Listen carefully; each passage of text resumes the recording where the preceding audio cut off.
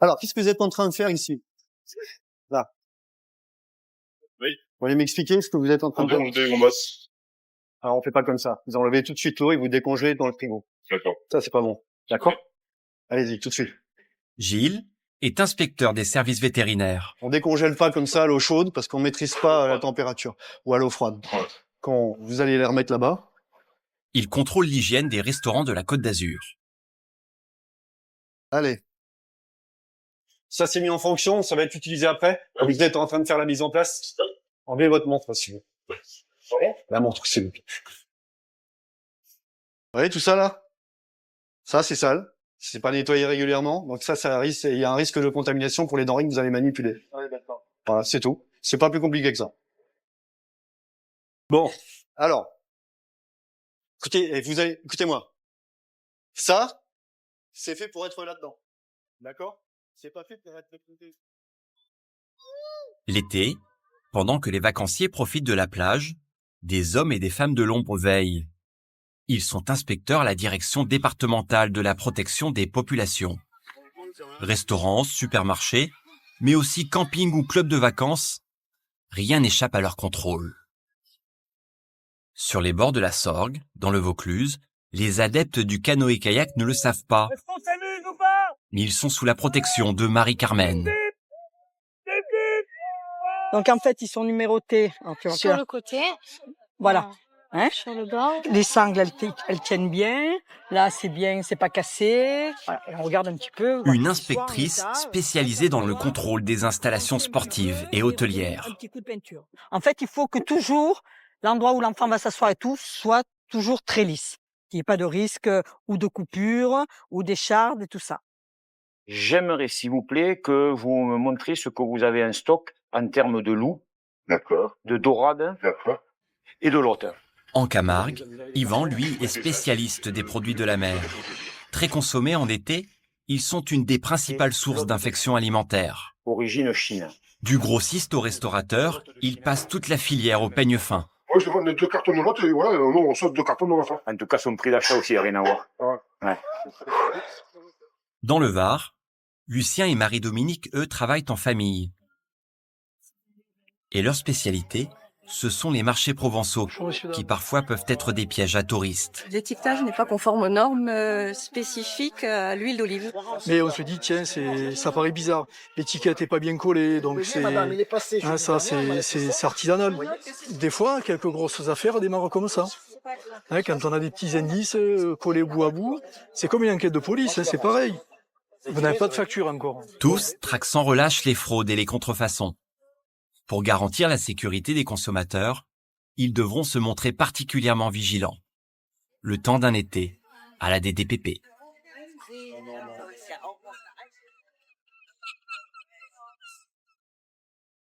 Au Gros du Roi, dans le Gard, Yvan et Jean-Pierre ressemblent à des touristes comme les autres. Pourtant, ils sont en mission. Tu peux passer à côté de gens qui vont faire du jet ski en vacances, hein. Ils passent des vacances bien méritées pour eux, j'imagine. Tu vois, ça nous fait ni chaud ni froid. Voilà. Par contre, après, quand on est en vacances, on est en vacances. Hein. Donc là... Pas de frustration? Aucune. Sincèrement, t'es frustré, là, de les voir faire du jet ski? Tu préfères pas rentrer au bureau voir ton chef, franchement, que faire du jet ski? Hein? Ah oui, mais ça... Et voilà.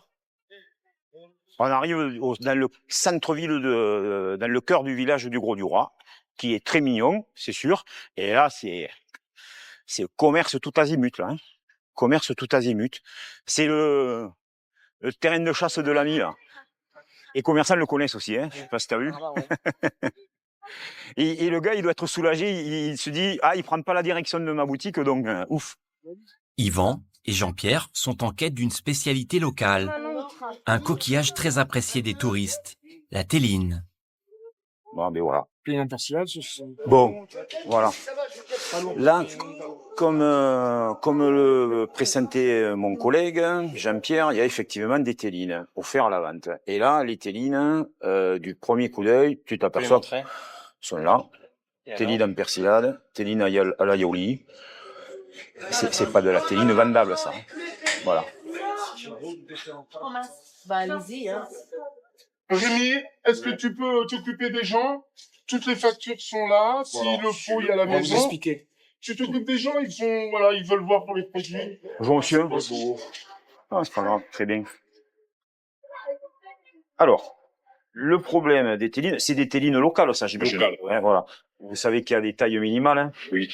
Alors, qu'est-ce que vous en pensez? Il y en a quelques-unes qui sont Il y en a une? Ah, ben, alors, je quelques-unes. suis tombé sur elle.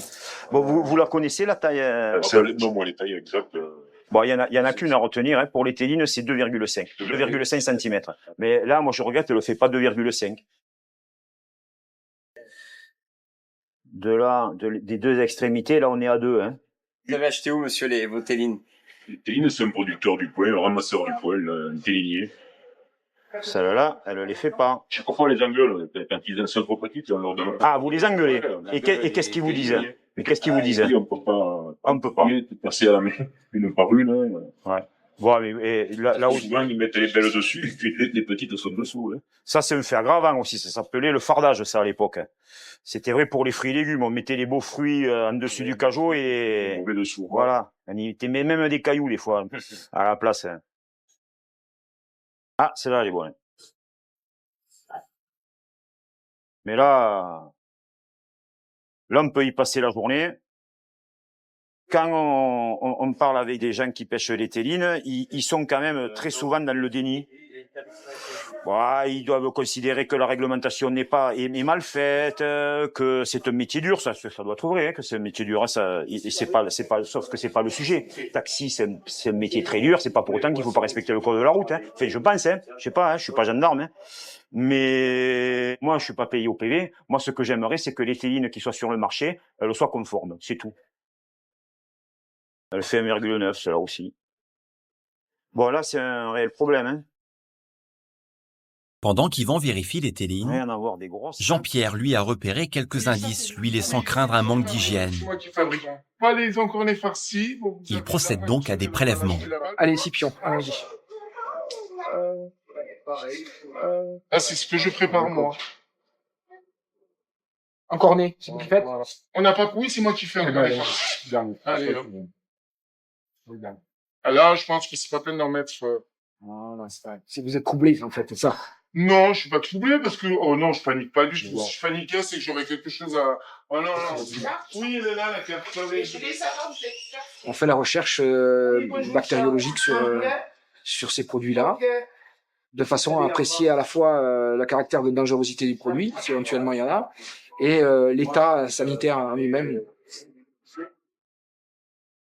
Là, je pense que c'est bon. Ça me dégrade un peu dans mon travail parce que, voilà, moi, je sais que je travaille correctement. Pas le plus correctement du monde parce que d'une année à l'autre, on en rajoute toujours au niveau de l'hygiène. Ça devient bientôt plus possible de travailler. Pour les résultats du laboratoire, il faudra attendre plusieurs jours. Faites attention à vouloir déjà trop attirer le chaland. Des fois, on se trompe ou on le trompe. Hein, donc, ouais. Pour les télines, en revanche, le patron doit s'acquitter d'une amende de 1 500 €. Ça, moi, je le prends sur moi et c'est clairement quelque chose de pas bien. Je l'assume. On le laisse comme ça. Je vais pas faire jeter ça dans les poubelles. Ça me fait mal au cœur. Regardez ça. Elles peuvent être consommées, mais c'est pas bien. J'espère que la sanction financière permettra de dissuader ce genre de choses. Il faut que vous nettoyez. Donc, du coup, effectivement, bon courage. Merci. La loi impose de détruire toute denrée jugée dangereuse. Les télines sont trop petites, mais Yvan les estime consommables.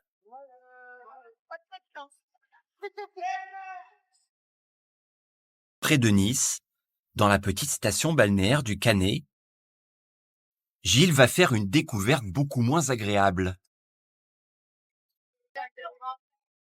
Il arrive par surprise dans ce restaurant. Le responsable? Oui. C'est monsieur? Bonjour. Monsieur Parsis de la DDPP. Sécurité sanitaire des aliments. Je vais faire une inspection dans votre établissement. Oui. Déjà, on rentre pas dans une cuisine n'importe comment. Allez, c'est parti, monsieur.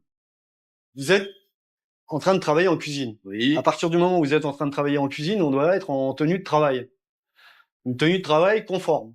qui doit comporter au moins, comme votre Comme mon employé. Ouais. comme votre employé, Ouais. chaussures, pantalons, Ouais. vareuse, Ouais, tablier, ouais, non, calot. ça, je connais. Mais il fait tellement chaud. Non, non, non, monsieur. Ça marche pas comme oui, ça. je sais. Ça marche pas comme ça. Ouais. Lui en tenue, Ouais. vous l'êtes pas. Ouais. Donc là, c'est pas bon. Mhm. L'été, la chaleur pose de gros problèmes sanitaires, surtout dans les frigos. Quelle est la température Entre 3, 4, ça dépend. Oui, mais là, il est à cette température-là, mais à l'intérieur... ça doit tourner entre 0 et 4.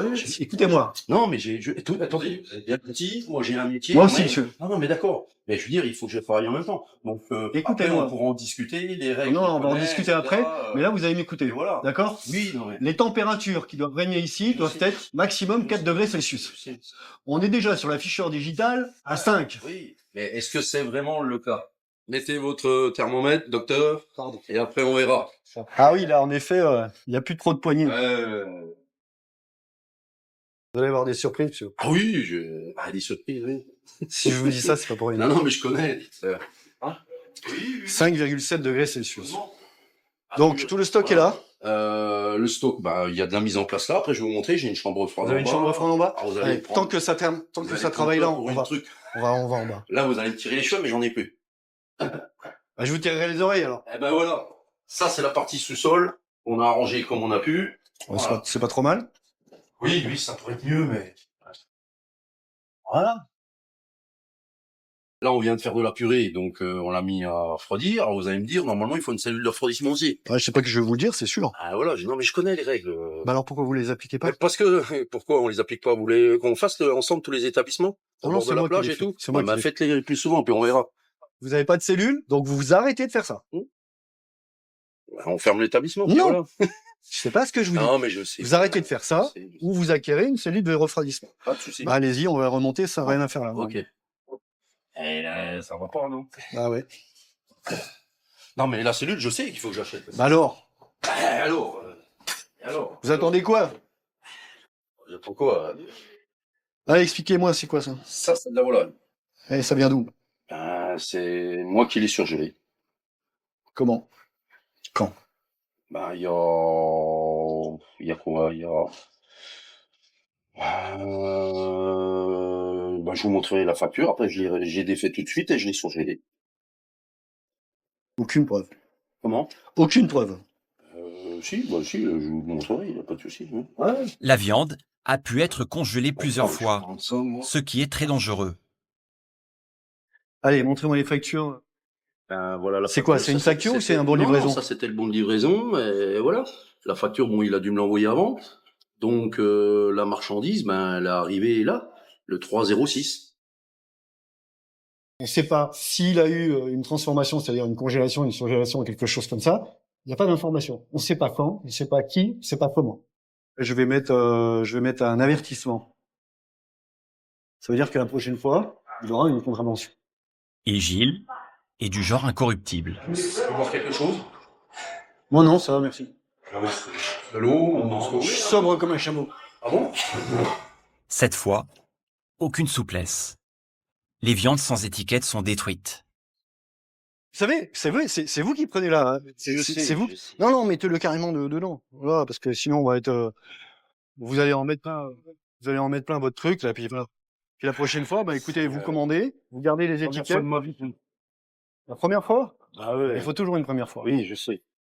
D'accord? Et j'espère que ce sera la dernière. Oui. Oui. Bien. Merci beaucoup. Merci. Je vous dis pas pour l'instant la prochaine fois, mais faites le nécessaire. Pas de souci, ça se rappelle. Allez. Au revoir, bonne journée. Merci. Dans la profession, Gilles s'est taillé la réputation d'un inspecteur intransigeant. Et il l'assume. En 3 mois, lui et ses collègues des Alpes-Maritimes ont fait procéder à 14 fermetures de restaurants. Demain, il ira voir le dernier d'entre eux pour envisager une réouverture. Mais une surprise l'attend. Sur le littoral, les dangers et les arnaques ne sont pas que dans les restaurants. Je suis chaud. Près de Toulon, en Provence, Lucien et Marie-Dominique se sont levés tôt ce matin pour faire le marché. Heureusement qu'on fait de la randonnée des fois le week-end. Lucien et Marie-Dominique vivent et travaillent ensemble. Ces 2 inspecteurs de la DDPP traquent les étiquettes des produits régionaux vendus aux touristes. Arnica, huile d'arbaté, menthol, graines de marronnier. Et ça, c'est pour tout ce qui est les crampes. Ah, ma mère, c'est des crampes. Alors les crampes, à 1 minute, vous n'avez plus de crampes. Ils se font d'abord passer pour des touristes. Bonjour monsieur. Alors, moi j'ai des varices, des escarres, de l'hypertension, de la bronchite, de la migraine. Qu'est-ce que c'est? De l'essence de lavandin et de l'eau de source. Bon, oui, c'est l'inspecteur de la répression des fraudes. Ah, vous avez compris hein? À quoi ça sert le baume de cheval? Ben, ça sert. Ça combat, mais ça guérit pas, ça soulage. Arthrite, arthrose, rhumatisme, douleurs musculaires, les cervicales, les dorsales, les lombaires, les coudes, les genoux, le talon d'Achille. Ça va tout simplement dénouer les muscles et les tendons. Et c'est tout écrit en provençal, non? C'est allemand. Ah, c'est allemand, je fais c'est du provençal. Le principe en France, à Istres et à Bormes-les-Mimosas, c'est qu'on doit avoir un étiquetage en français. Donc il faudrait qu'on ait une contre-étiquette quelque part, dessus, dessous, qui donne un minimum d'informations, non pas en patois, mais en français. Ça reste par l'escumaco? Un peu? Parles un peu provençal? Un peu. Un peu. Mais à quoi c'est pas des provençaux? Hein? Oui. C'est pas des provençaux à quoi? Parler provençal? Oui. Vous continuez à le vendre, pas de problème, mais mettez une contre-étiquette avec la traduction. Sur ce marché provençal, il y a un produit qu'il surveille particulièrement, car il fait l'objet de nombreuses fraudes. C'est l'olive. Bonjour, monsieur, dame. Bonjour, monsieur. Vous voulez la carte ou non, monsieur? Oui, votre enregistrement commercial. J'ai eu un rapport. Saint-Tropez, oui. Oui, Ce sont des condiments, en fait, des produits dérivés de l'olive. Des tartinables. Non, mais le pays Avec juste l'indication d'un lot. Donc, ça, c'est contre les 1000 francs, c'est... et donc, le responsable de ce stand nous indique qu'il achète les pots comme ça, sans étiquette, juste avec un numéro de lot. Là, il y a un risque de botulisme. Donc, nous, la constatation de produits comme ça non étiquetés, on veut bien vous croire que vous les recevez comme ça. En revanche... Oui, je comprends. Là, vous endossez la responsabilité du produit, alors que ça n'est pas vous qui avez fabriqué au départ. Vous avez le document de... Un collègue vous a parlé du risque botulisme. Or, c'est pas qu'on voit le mal partout, c'est pas ça. Mais vous avez entendu parler à Avignon, il y a quelques années, il y a eu un cas de botulisme grave, avec de la tapenade. Et le botulisme, enfin, je ne sais pas si vous savez ce que c'est, mais ça peut entraîner la mort. Il y a des dégâts énormes derrière, dans certains cas. Mais là, il faut être vigilant là-dessus. C'est la raison pour laquelle on vous l'indique et on insiste sur ce type de produit.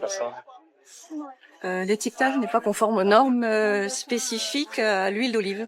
On n'a pas l'origine de l'huile d'olive, même s'il indique huile d'olive de Velot. C'est où Velot? Velot, c'est dans les Bouches-du-Rhône. Les Bouches-du-Rhône. Hein. Les huiles et les olives, ce qu'il faut savoir, c'est que la France produit uniquement 10% de ce que l'on consomme. Autant les olives que les huiles, grosso modo, c'est ça, bon an, mal an. Ce qui veut dire que dans n'importe quel circuit de distribution, 9 fois sur 10, c'est pas un produit français. Les olives, en général, c'est Maroc, Espagne. Encore une fois, c'est pas un problème de qualité. On ne dit pas que les olives du Maroc sont pas bonnes ou les olives d'Espagne sont pas bonnes. C'est pas ça le problème. C'est qu'il faut pas non plus laisser croire aux clients qu'on a des olives françaises, des olives de la région. Non, mais là, c'est pas un problème. Et les suites? Demande d'enquête aux collègues des Bouches-du-Rhône, là, certainement. Impérativement, je dirais. Monsieur, je me rappelle des messieurs. Oui, c'est possible aussi. Et vous voyez, après, on se connaît entre nous, vous voyez. Non, mais faites retomber la pression. Ah oui, mais monsieur, regardez les sentiments de cœur. Non, allez. Et ça, je le rends, de toute façon. Hein. C'est peut-être mieux. Mais on ne vous y oblige pas. Bonne journée. Ça fait 20 ans que je fais quand même un métier. Allez, bonne journée, au revoir, messieurs, dames. Il a retiré les bouteilles? Nous, on n'a pas le pouvoir de retirer le produit parce que manifestement, il n'y a pas d'éléments au plan sanitaire et de danger particulier. Mais vu la multitude d'anomalies sur l'étiquetage, l'étiquette qui n'est pas bien collée, on peut penser que c'est relativement artisanal. Et qui dit artisanal, des fois on tombe sur des petits faiseurs qui font des coups, comme ça. Et de l'huile qui est prétendue française, on se retrouve avec de l'huile espagnole, de l'huile du Maroc ou de je ne sais où. Ce jour-là, Le vendeur a accepté l'intervention des inspecteurs. Mais ce n'est pas toujours le cas. Dans quelques jours, Lucien et Marie-Dominique vont devoir agir sous protection policière. Dans le Vaucluse, la Sorgue fait le bonheur des vacanciers. Malgré son apparence paisible, cette rivière est parfois dangereuse. Nous allons faire un test d'évacuation. Ceci est juste un test. Making a test. No problem, no worry. Monique et Marie-Carmen sont inspectrices de la répression des fraudes. Aujourd'hui, elles contrôlent ce camping situé sur les rives de la Sorgue.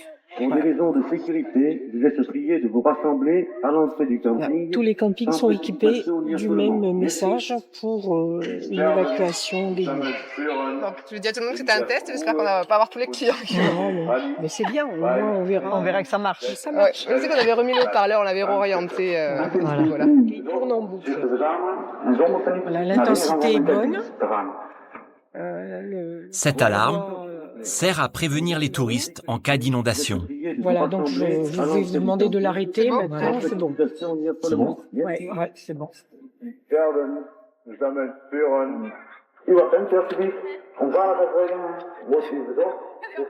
Est-ce que vous avez bien compris le message? Oui, très il bien. était clair, c'est bon? Oui. D'accord. Enfin, moi, L'inondation, on sait ce que ça peut faire.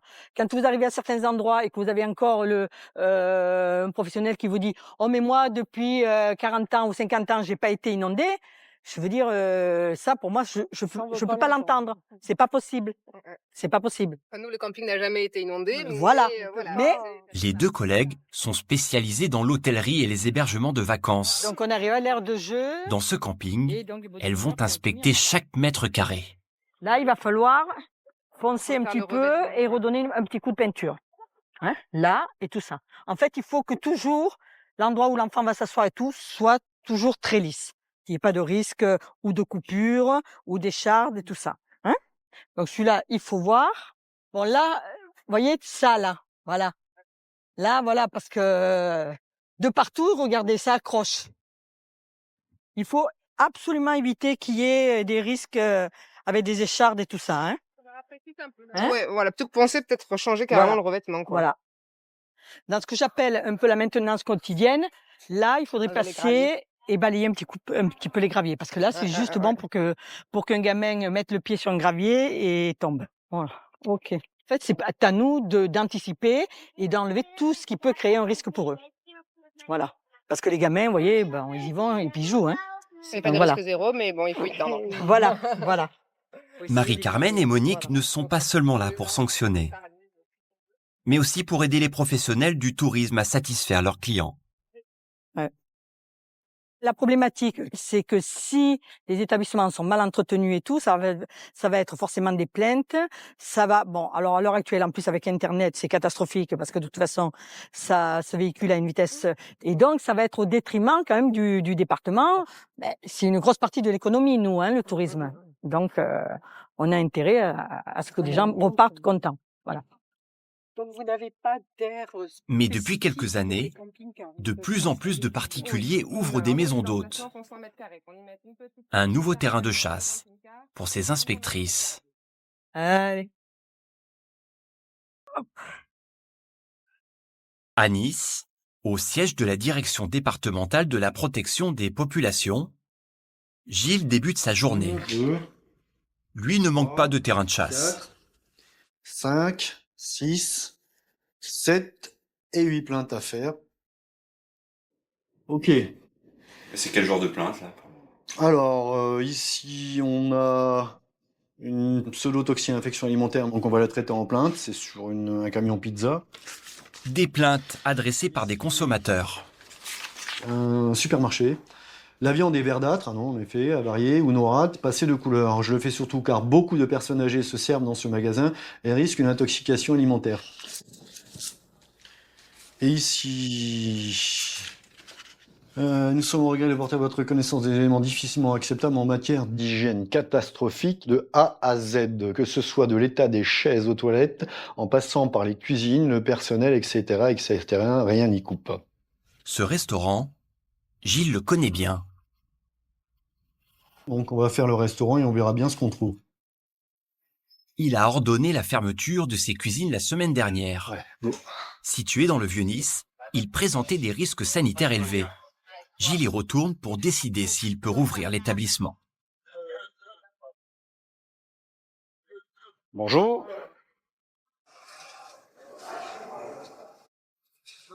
Ça sert à quoi? Si ça sert à rien, il faut l'éliminer. Hein. Sinon, il faut le nettoyer.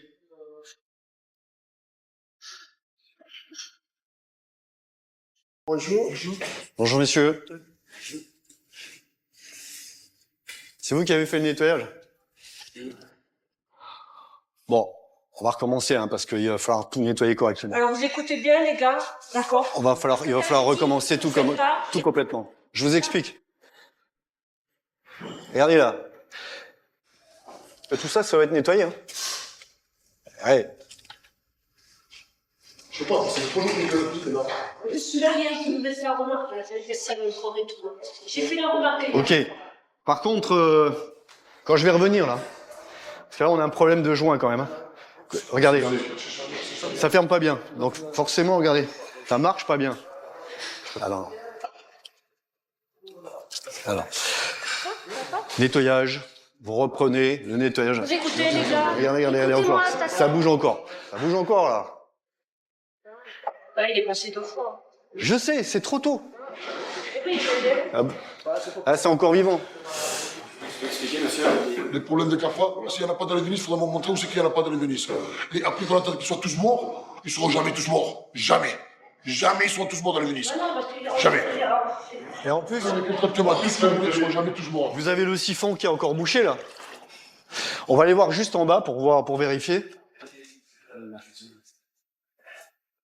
La fuite a été réparée, non?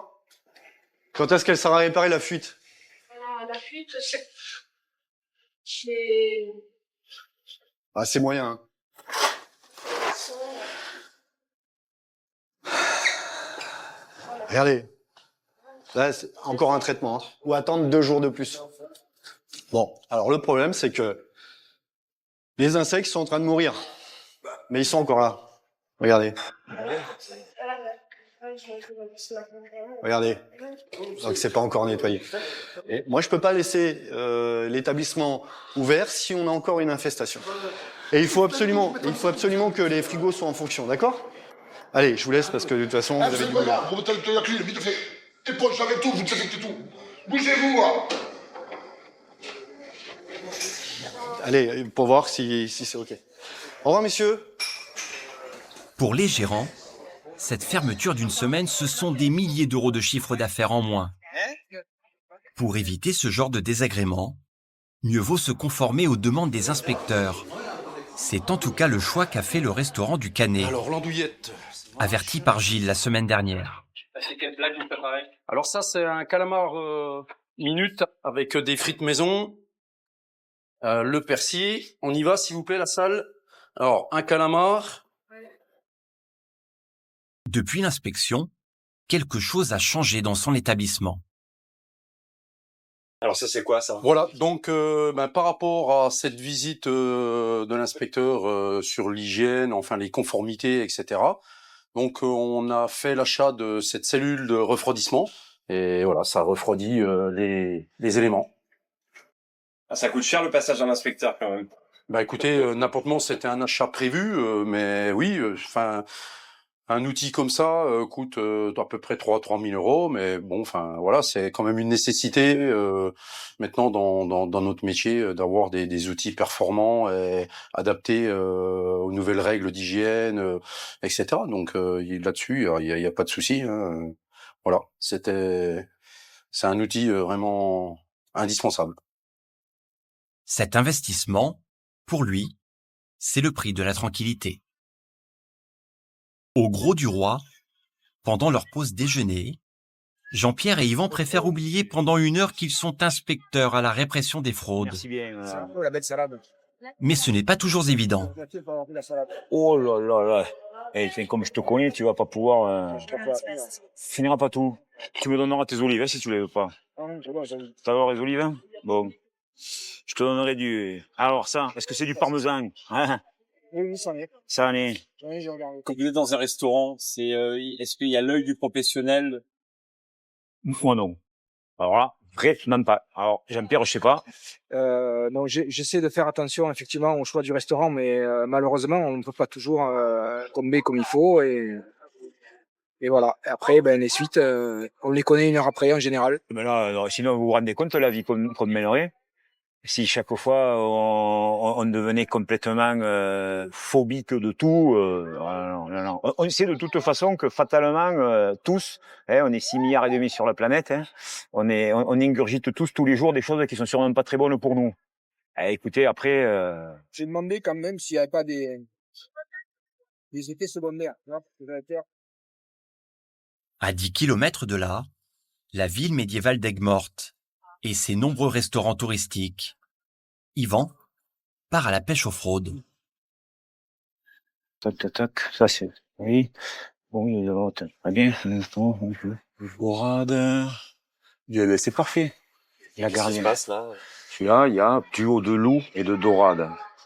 Voilà, bourride de lotte, 13,80 €. Bon, c'est peut-être de la lotte, franchement, de la lotte, la vraie. Bon, c'est quand même difficile de les retrouver après un menu à 19,80 € dans une place aussi touristique que ça.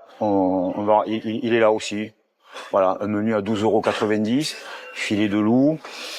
Normalement, ces poissons coûtent très cher. Messieurs, pour avancer, voilà, il y a un de vos employés. Et après, voilà, quand vous avez fini, vous nous rejoignez. Yvan est intrigué par ces prix très attractifs. J'aimerais, s'il vous plaît, que vous me montriez ce que vous avez en stock en termes de loup, de dorade et de lotte. Et voilà.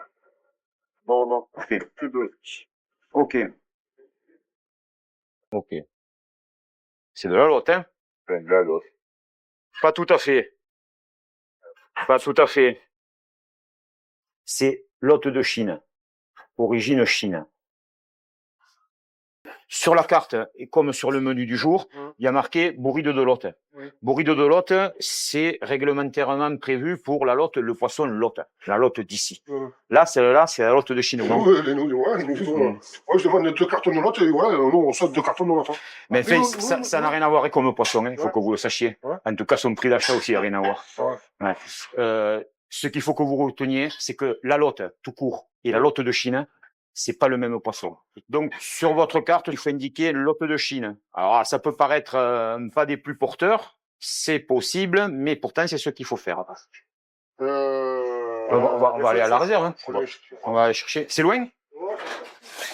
Yvan a des soupçons sur d'autres poissons inscrits à la carte. On va simplement le poser là pour l'instant. Ça, c'est la bonne dorade. Ça, c'est la meilleure. Franchement, c'est un très bon produit. J'en suis très content. D'accord. Dorade Sébastien.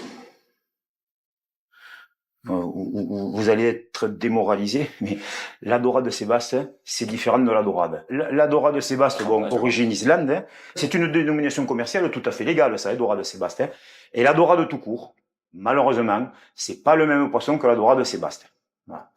Donc, tout ça entretient une confusion et des méprises parfois. C'est super bon, ça. Non, mais ça, c'est possible que ce soit super beau, mais c'est pas le même poisson.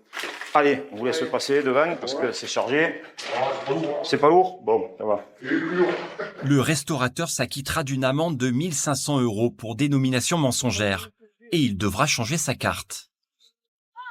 Bon, c'est dommage. C'est de la petite arnaque à la petite semaine, mais c'est de l'arnaque généralisée. Alors bon. Et il existe un autre poisson dont l'origine est souvent usurpée, l'un des plus chers, le loup, aussi appelé bar, à ne pas confondre avec le loup de mer. Voilà, comme c'est beau, avec la dorsale bien... Superbe bar. Intuitivement, on voit bien que le bar, d'abord qui est très rarement présenté en filet, tu achètes un bar au restaurant, c'est le bar en entier, tu vas chez le poissonnier, tu l'achètes, il est en entier, c'est un beau poisson, un bon poisson, etc. Le loup de mer, c'est une tête, c'est dégueulasse, quoi. Tu ne verras jamais un loup de mer tout seul. Essaye de lui trouver, s'il te plaît, la tête d'un loup de mer, là, Anaricas lupus, c'est hideux. Tu mets ça sur l'étal d'un poissonnier et tout le monde s'en va. Alors ça, t'en mangerais, toi, de ça? Enfin bon, c'est assez loin du bar, quoi.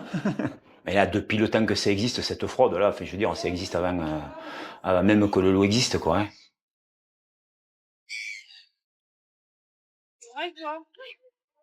Les gros poissons, Lucien et Marie-Dominique les trouvent parfois sur les marchés nocturnes. Il y a une seule procédure ou je sais pas. Hein. Ce soir, ils sont à Fréjus et pour l'occasion, ils sont accompagnés par des policiers en civil. Tu m'expliqueras quand on rentre. Ça va. Bonjour madame. Et là c'est quoi? Ça c'est Lady Mignonne, Chloé, la petite robe noire, ça Chanel 5, la nuit de l'or. Jean-Paul Gaultier. Voilà, Terre d'Hermès, Invictus. Oui, j'ai vu Invictus. C'est les grands classiques, ceux qui se vendent le mieux. Hein. Et c'est quoi? C'est des sous-marques, des répliques? Oui, Ouais. les jus, c'est gel de grâce. Après, Donc c'est fabrication française. normalement, oui. Bon, on se présente. Nous sommes inspecteurs de la répression des fraudes, la direction départementale de la protection des populations. Oui. Vous faites le marché tous les jours je ici, crois. tout l'été? Ouais.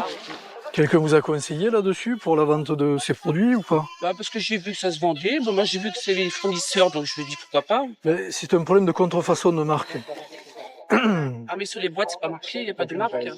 Oui, mais néanmoins, vous mettez une Ah, non, mais référence je ici. comprends, oui, c'est vrai, j'aurais pu, ça c'est vrai.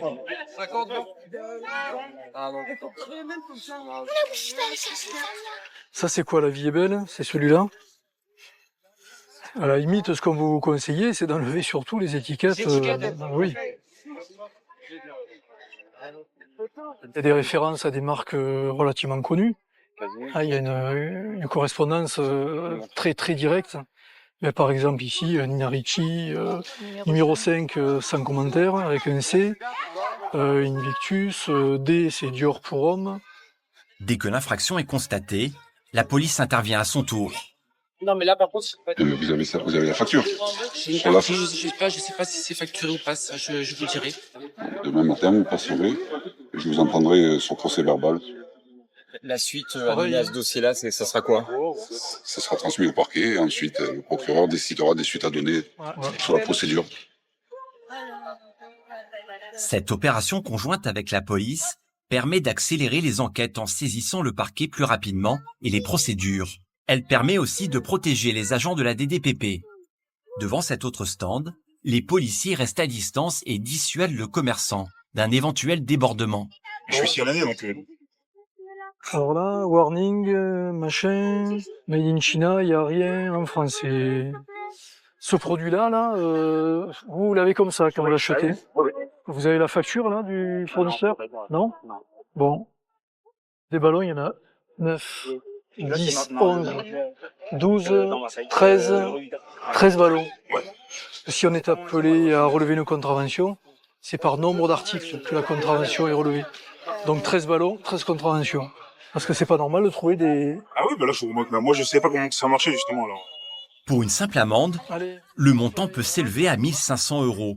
Pour ces 13 ballons mal étiquetés, le fournisseur risque un PV de 10 000 €. Des sommes qui suscitent parfois des réactions agressives de la part de certains commerçants. Si jamais, hein, ça peut...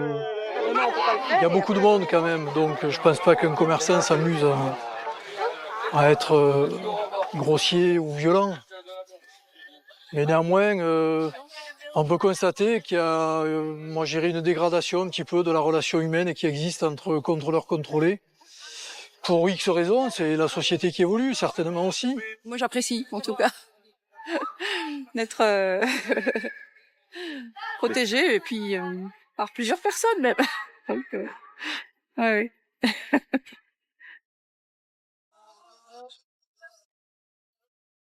Ça, c'est de la nacre. C'est de la nacre. De la nacre ou du plastique?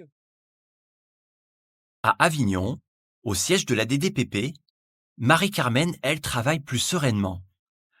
Elle s'intéresse de près aux tarifs d'une maison d'hôte. Ben non, je pense que la plus chère, c'est la première. Qu'est-ce qui nous donne le prix, là? 230. OK. On peut pas. Qui? On peut cliquer que sur le premier. Essayez de remplir juste pour qu'on voit, parce que Non. on n'a pas la main. On peut pas. Pourquoi on peut pas? C'est bizarre. Parce que là, il n'y a aucun prix qui correspond en fait. Sauf s'ils ont fait une mauvaise frappe, parce que c'est 320 au lieu de 230. Ouais. On lui posera la question. De nombreuses chambres d'hôtes ont ouvert dans la région ces dernières années. Et Marie-Carmen doit être vigilante. Au départ, quand les gens ouvraient les chambres d'hôtes, leur conception était que c'était pas un hôtel. Donc ils avaient l'impression qu'ils n'étaient pas soumis aux mêmes règles que l'hôtel. Donc, on essaie de rééquilibrer un petit peu, surtout que là, on arrive, dès qu'on arrive sur des chambres d'hôtes un peu luxueuses, on arrive sur des prix qui dépassent le prix de la majorité des hôtels.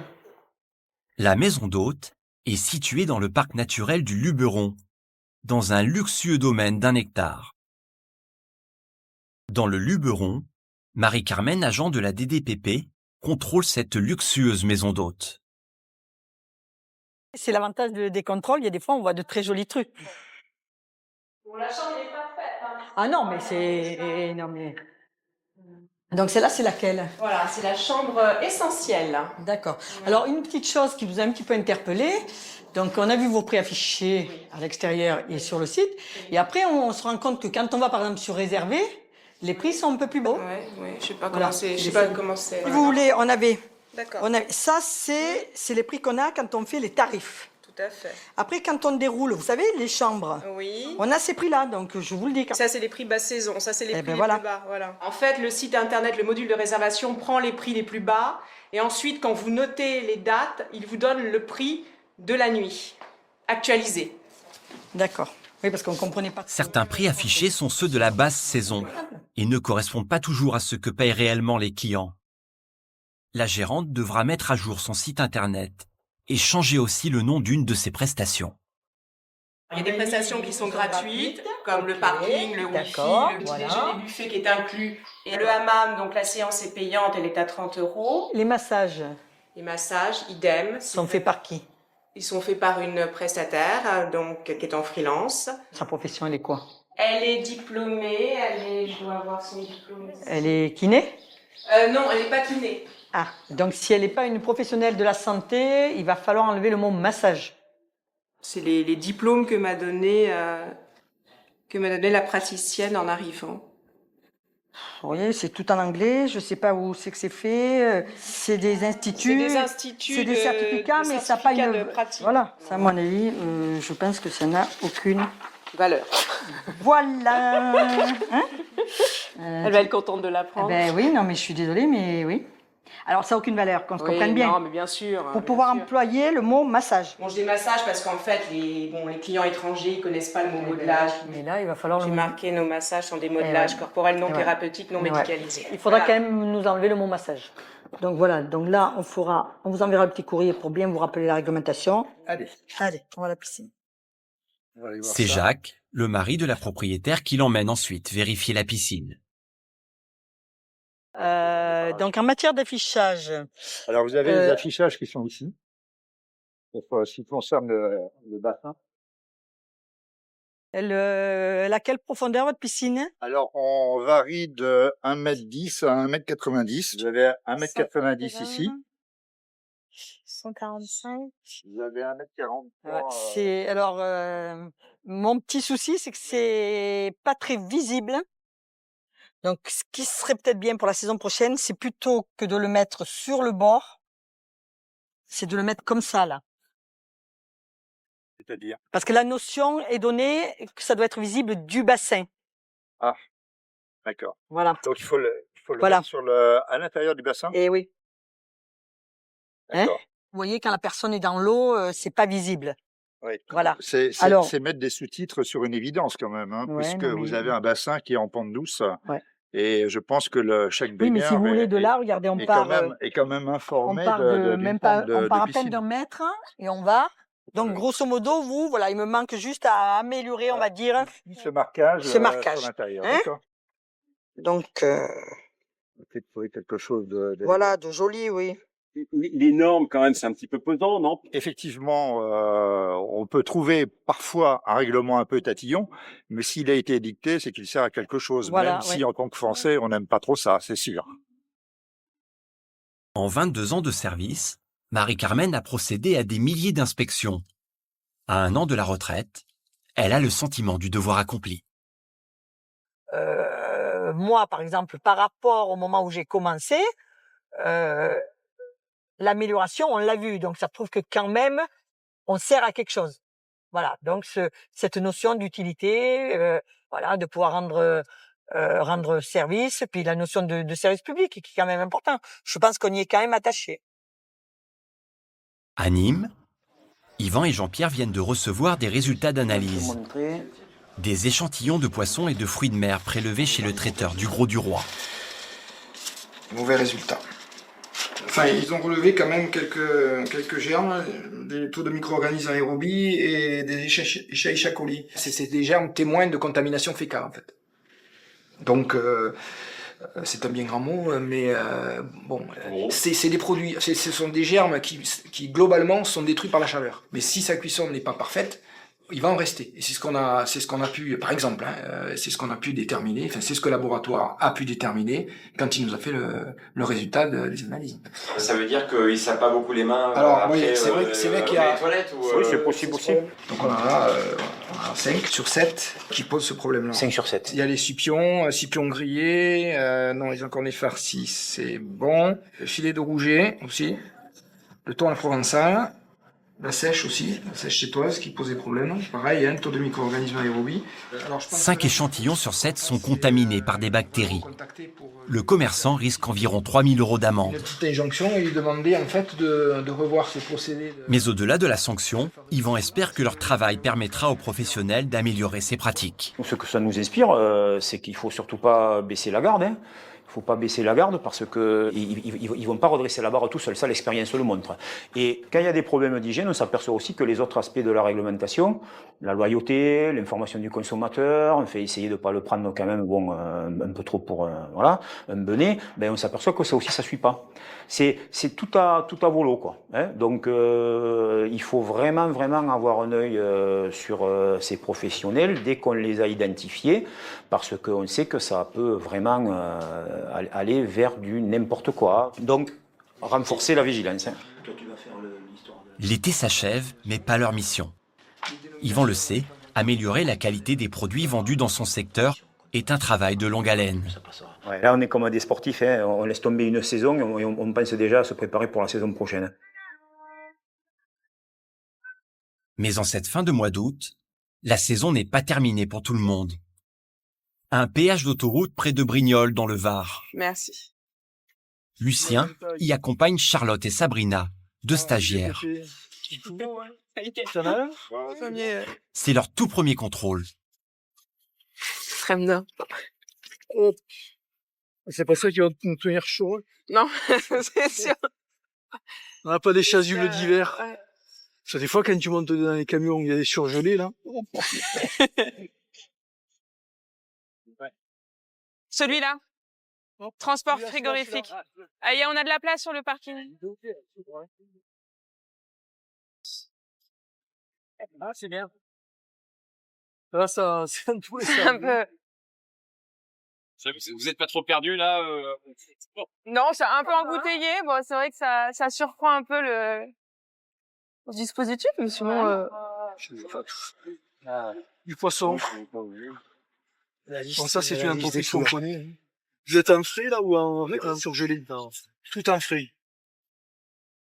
Alors là, il est congelé. Ça veut dire... il est en décongélation, celui-là? Ouais. C'est-à-dire le restaurateur, lui, qu'est-ce qu'il va faire? Il va le recongeler derrière? Je peux pas vous dire. Ah, regardez.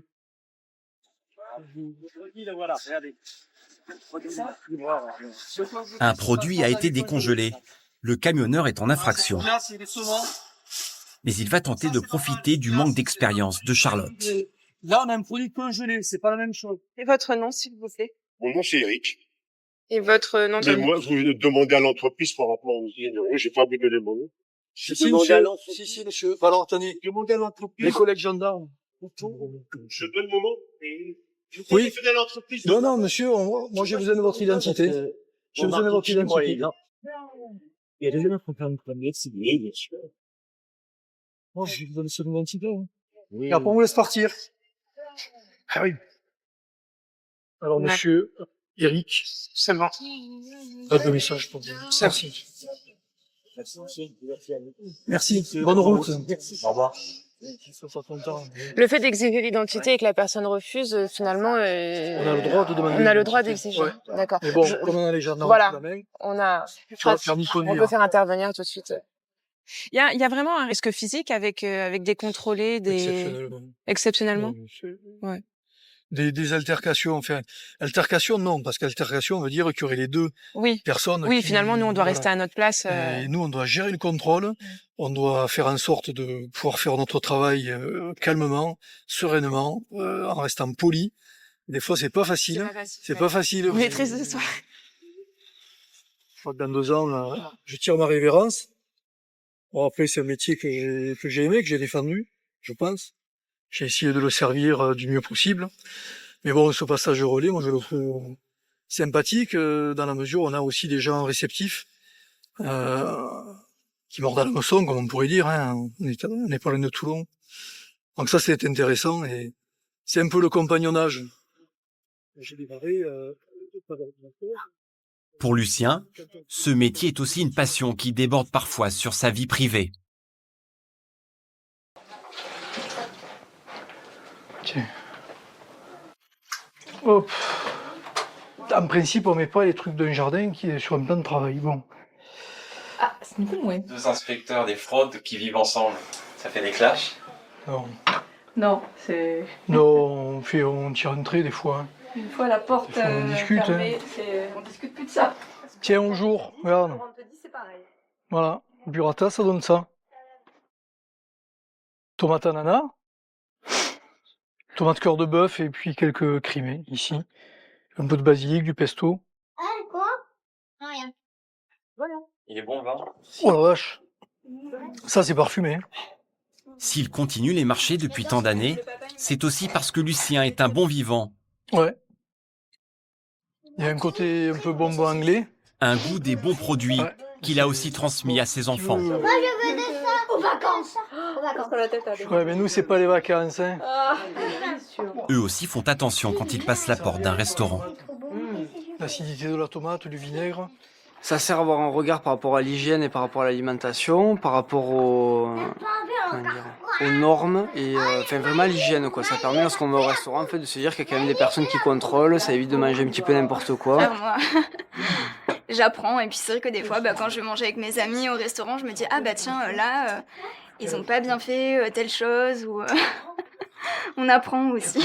C'est important pour vous d'avoir inculqué ça à vos enfants? Ben, je pense que ça a dû prendre quand même un petit peu, parce que quand je suis invité chez eux, on mange pas mal, donc ça me fait plaisir.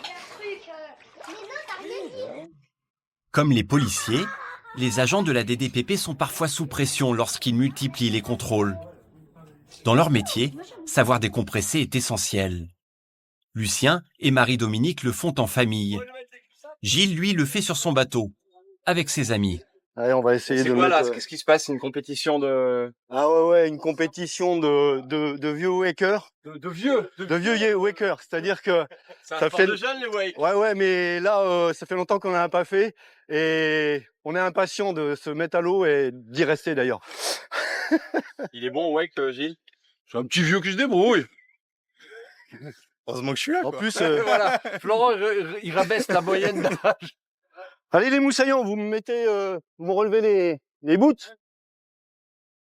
C'est chouette de bosser ici, non? Bah, c'est chouette de bosser partout, c'est chouette de bosser d'ailleurs, mais ici c'est vrai que on a la possibilité après de se détendre avec des passions différentes d'autres régions.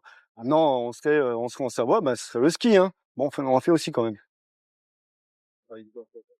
Mouille-toi un peu, Gilles, hein? Ouais, faut pas que tu prennes une... Hein? Voilà, c'est bien, là, il est bon, il est mouillé. Ça baisse. Et essaie de pas te blesser, hein. Fais gaffe, hein. Ils ont plus les mêmes réflexes à cet âge-là. Palonnier, c'est bien. Plus loin, t'as pas réussi à l'envoyer? Bah, normalement, tu devrais être plus loin, mais bon. Ça fait quoi d'avoir un pote inspecteur? Oh, ben, on sait à peu près où on peut aller manger, quoi. C'est ce qui est pas mal. Et d'autres qualités? Ah, il en a pas. Faut être clair, il en a pas. Tu me dis quand t'es bon? Vas-y. Et pour une fois, ce jour-là, Ça sent la gamelle, ça sent la gamelle. c'est Gilles qui part à la faute. Il est bon mon bateau vu d'ici. Eh, t'as vu la belle vague que je te fais? Même pas t'en profites, va. Viens, allez, vas-y. Sacré blaireau. Les lunettes. Oh, Gilles, mes lunettes, elles sont où? Gilles, loin des contrôles, ça permet d'oublier. C'est un poids à chaque inspection. Donc, le week-end, on décompresse, hein, on fait plein d'autres choses, mais on parle pas boulot. Hein. Là, voilà. Pas parler de boulot, hein, ils m'ont rien demandé. C'est bon. Ça y est, allez. Quelques heures de répit pour finir un été mouvementé. En 3 mois, Gilles, Lucien, Yvan et Marie-Carmen auront réalisé à eux 4 près de 300 contrôles et distribué près de 100 000 € d'amende. Une vigilance de tous les instants, au service de nos vacances. Le temps d'un été, à la DDPP.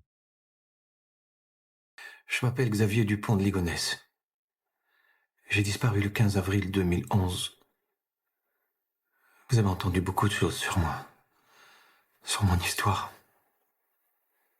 Je veux vous raconter ce que j'ai fait, ce qui s'est vraiment passé. Ça pourra servir si quelqu'un me retrouve un jour. Avec ma femme et mes 4 enfants, on habitait une petite maison blanche dans un quartier tranquille de Nantes. Coucou Xavier. Corinne, tu as eu mon message? Mais oui. Oh, on s'est couché assez tôt hier soir. Tu vas bien? Bah oui, écoute, ça roule, je bricole. Ah, et Agnès?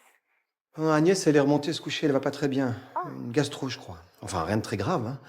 Et toi, comment vas-tu? Ah bah, ça va.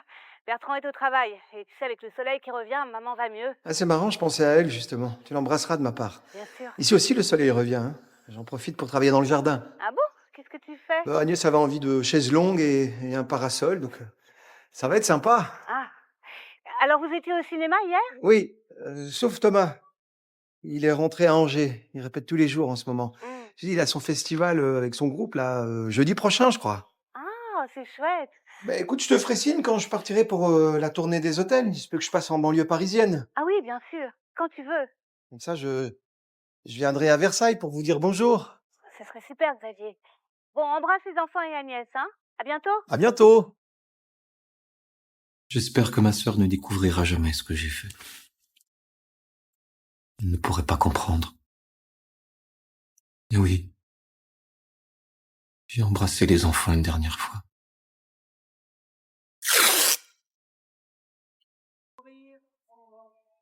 Bonjour, monsieur de Ligonnès. Bonjour. Vous allez bien? Oui, ça va bien, merci. Et vous? Ça va aussi, oui. Beaucoup de boulot en ce moment. On dirait que tout le monde a décidé de retoucher ses vêtements en même temps. Bah, c'est le printemps, hein. C'est vrai. Vous avez sans doute raison. Les enfants vont bien? Tout le monde va bien, oui, merci. Au revoir, bonne journée. Bonne journée. Je me suis toujours méfié de ma voisine. Elle était tout le temps derrière la vitrine de sa boutique. Comme si elle voulait être au courant de tout ce qui se passait dans le quartier. Il m'aurait invité à prendre un café ou quelque chose avec lui, je sais pas pourquoi, mais j'y serais pas allée. Je me sentais pas très à l'aise dans sa présence. Et je sais pas pourquoi. Peut-être parce que voilà, quoi. Maintenant qu'on connaît ce qu'il a fait, c'est peut-être ça, je sais pas. J'ai démonté la boîte aux lettres pour que le courrier ne s'accumule pas et n'attire pas l'attention. J'avais besoin de gagner du temps. J'étais soulagé de quitter cette maison dans laquelle j'avais vécu l'enfer, l'apocalypse. Je savais que je n'allais jamais revenir. Il quitte la maison, je l'ai vu partir avec ses affaires. Il était pas triste, hein. Il était pas du tout triste, hein. Il m'a dit bon week-end, j'ai dit merci, vous aussi, monsieur. Et il était avec une bouteille d'alcool, c'est la dernière fois que je l'ai vu. Je suis sûre que tu trouveras une solution, papa. Tu as toujours trouvé. La persévérance. On le connaît ton discours, papa. Moi aussi, j'aimerais bien m'évader, Xavier.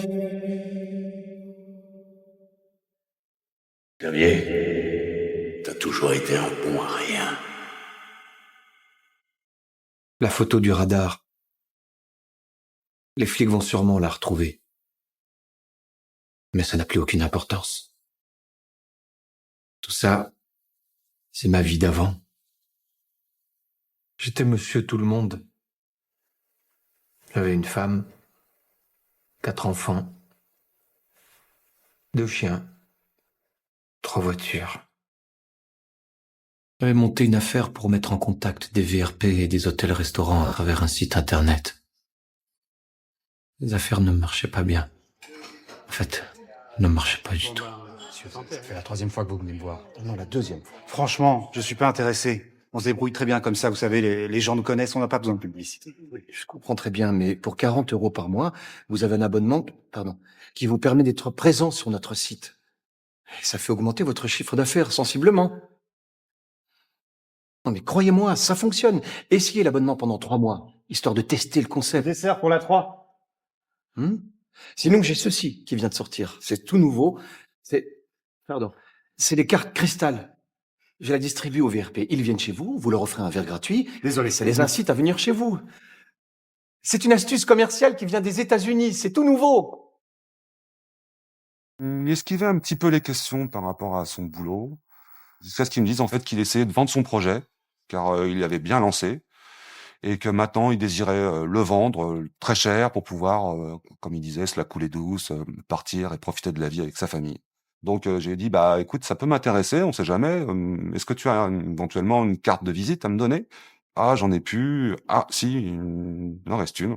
Bon, c'était une carte transparente, finalement, qui était complètement rayée. Je dis, bah, bon. Elle était vieille, cette carte. C'était sa dernière, il n'en avait pas refait d'autres entre-temps, quoi. Je me suis dit, tiens, c'est bizarre, pour une affaire qui marche pas si mal. Le moment le plus difficile, c'était le soir. Quand je rentrais à la maison. Quand je devais afficher ce sourire et faire croire que tout allait bien. Et là, je lui ai dit, mais prenez un abonnement sur 3 mois. Et le gars, il a pris un abonnement sur 1 an. C'est super, non? Le site commence à marcher. Comme quoi, les efforts payent toujours. C'est ce que je me tue à vous dire depuis toujours, les enfants. Il n'y a que ça de vrai. La persévérance. Bah oui. On le connaît, ton discours, papa. Oui, la persévérance. C'est ça, la clé du bonheur. Papa, si ça marche mieux pour les vacances, on partira plus chez Tante Hortense. On ira enfin aux États-Unis. Oh ouais, on ira aux States. Ah, ça, ce serait cool. Ouais. C'est vrai que si les affaires continuent à marcher comme ça, on ira aux États-Unis. Moi aussi, ça me manque. Moi aussi, j'aimerais bien m'évader, Xavier. Mais tu as raison. Tu as raison, ma chérie. On va s'évader, tous ensemble. Prends des haricots, là. C'est froid. Mais non, c'est pas froid. J'aime pas. Je devais leur mentir. Je devais les protéger. Parce que j'ai toujours pensé que je pourrais régler tous les problèmes. Il n'était pas encore arrivé au bout de sa course. Peut-être que j'avais envie de le croire, parce que c'était mon ami. Et parce que moi, j'avais à me débrouiller avec ma propre vie, mon propre destin, que lui, il avait fait des trucs que moi, j'avais pas fait. Il avait une famille, il avait 4 enfants. Allez, venez. Et puis moi, je voulais pas le juger. Anne, tu es en retard. J'arrive. Tu vas encore sortir les cheveux mouillés, toi. Mais c'est pas grave, il y a du soleil. À vendredi? Allez, Thomas. Chaque jour, on s'accrochait à l'image de la famille modèle. Mais ce n'était qu'une façade. Au revoir, mon grand. Bonne journée. Une façade de plus en plus fragile. Faites attention à vous. Au revoir, mon Au papa. revoir. Depuis des années, j'essayais de cacher les difficultés financières. Et Agnès, elle avait compris. Tu n'as pas de rendez-vous aujourd'hui? Quoi? Tu n'as pas de rendez-vous aujourd'hui? Non, je vais rester travailler à la maison, j'ai beaucoup de paperasse en retard. C'est plus possible, Xavier. T'as monté ta boîte il y a 4 ans avec mon argent. Et ça ne marche pas. C'est un énorme stress pour moi. Comment est-ce qu'on va faire, Xavier? Nous dépensons ce que nous gagnons et on dépense énormément. Avec 7 000 € par mois, nous faisons partie des familles qui dépensent le plus en France. Et ça, j'ai l'impression que tu as tendance à l'oublier. Enfin, arrête, Xavier, l'argent ne rentre pas, tu le sais bien. Tu sais, toi, combien ça nous coûte, tout ça? Moi, j'ai fait le calcul de ce que nous ont coûté les enfants sur 12 ans. Alors, je commence par qui? Arthur, ton fils? Arthur, 110 000 €. Thomas, 85 500 €. Anne, 63 500 €. Benoît, 38 000. C'est ce calcul. Mais t'es minable. Je dois rentrer entre 8 et 10 000 € par mois. Et toi, tu fais quoi, à part surveiller les enfants qui jouent dans une cour de récréation? Mais qu'est-ce que tu voudrais que je fasse? Qu'est-ce que tu voudrais que je fasse? Voilà, ça c'est tout toi. En fait, avec toi depuis 4 ans, c'est les affaires marchent, tout va bien. Tu es heureuse, tu m'aimes. Mais si les finances vont moins bien, tu me trouves plein de défauts et tu déprimes. En fait, moi, je crois que tout vient de ces quelques kilos que tu as repris ces derniers temps. Si tu pouvais être d'aussi bonne humeur, grosse comme mince, il n'y aurait aucun problème entre nous. Mais tu me dégoûtes. Je ne suis pas heureuse. Tu ne me regardes plus. Tu ne me touches plus. Je ne suis pas heureuse. Oui, Xavier. Parce que toi, tu es heureux. Je ne me suis jamais posé la question. Mais si tu me le demandes, oui. Oui, je suis heureux, Agnès. Mais je me disais, si on pouvait tous mourir demain, quel pied. Cette famille, elle se délite, quoi. Je pense que la seule colonne vertébrale de la famille, c'est les 4 enfants, quoi. Et je peux vous dire qu'Agnès, elle aimait ses enfants. C'était son adoration, ses enfants. Devant le magasin, quand elle passait, avec son chien et tout, elle avait toujours un visage sombre. Il suffisait qu'elle était, ne serait-ce qu'avec un seul de ses enfants, c'était pas la même personne. Elle était magnifique. Au début, je pensais que j'étais un privilégié. Que j'avais la chance d'avoir trouvé la femme fidèle, sentimentalement et sexuellement. Mais un jour, je suis tombé sur un mail qu'elle avait écrit à son amant. Réaliser après 15 ans de mariage que je n'étais pas tout pour elle a été ma plus grande désillusion. Et donc Agnès, voilà, elle trouve du réconfort auprès d'un copain de Xavier. Elle a envie de plaire, quoi. C'est une femme qui est encore jeune, qui vient de passer 44 ans, 45 ans. C'est tout à fait naturel. Et quand Xavier découvre ça, ou quand Agnès lui avoue, Xavier renverse la vapeur. On se souvient de la fameuse lettre où il oblige Agnès à dire c'est de ma faute, mon mari est merveilleux, c'est moi qui l'ai trompé, je nanani nanana. Enfin, c'est terrible, quoi. C'est-à-dire qu'il avait quand même une forme de manipulation psychologique hors du commun. Agnès, il faut qu'on envoie cette lettre à tout le monde. Il faut qu'on leur explique ce qui s'est passé entre nous. Et c'est toi qui dois le faire, Agnès. Mais je ne vois pas pourquoi je ferais ça. Lis, là. J'ai déjà préparé un brouillon. Lis, là. Je vous fais un courrier général. Pour vous avouer mes torts et vous demander de me pardonner. Mais enfin, mais je ne vais pas écrire ça. Arrête, Xavier, ça Non, suffit, quoi. continue. J'ai sans doute... J'ai sans doute permis à certains d'entre vous d'avoir de Xavier une image très négative, totalement fausse et mensongère. Mais tu es fou, Xavier, mais complètement fou, hein. Non! Xavier a l'immense gentillesse de me pardonner et de continuer à m'apporter tout son amour, comme il le fait depuis toujours. En 14 ans de mariage, il ne m'a jamais trompé. Contrairement à toi! Et il n'a jamais vécu à mes crochets comme un croqueur d'héritage. Mais tu mens! C'est toi qui as tout dépensé! Chut. Que celles et ceux qui croiraient que je suis retombé sous la coupe, entre guillemets sous la coupe, de Xavier se rassurent. Je suis sincère et c'est notre amour qui nous sauve. Point. Signé Agnès! Agnès.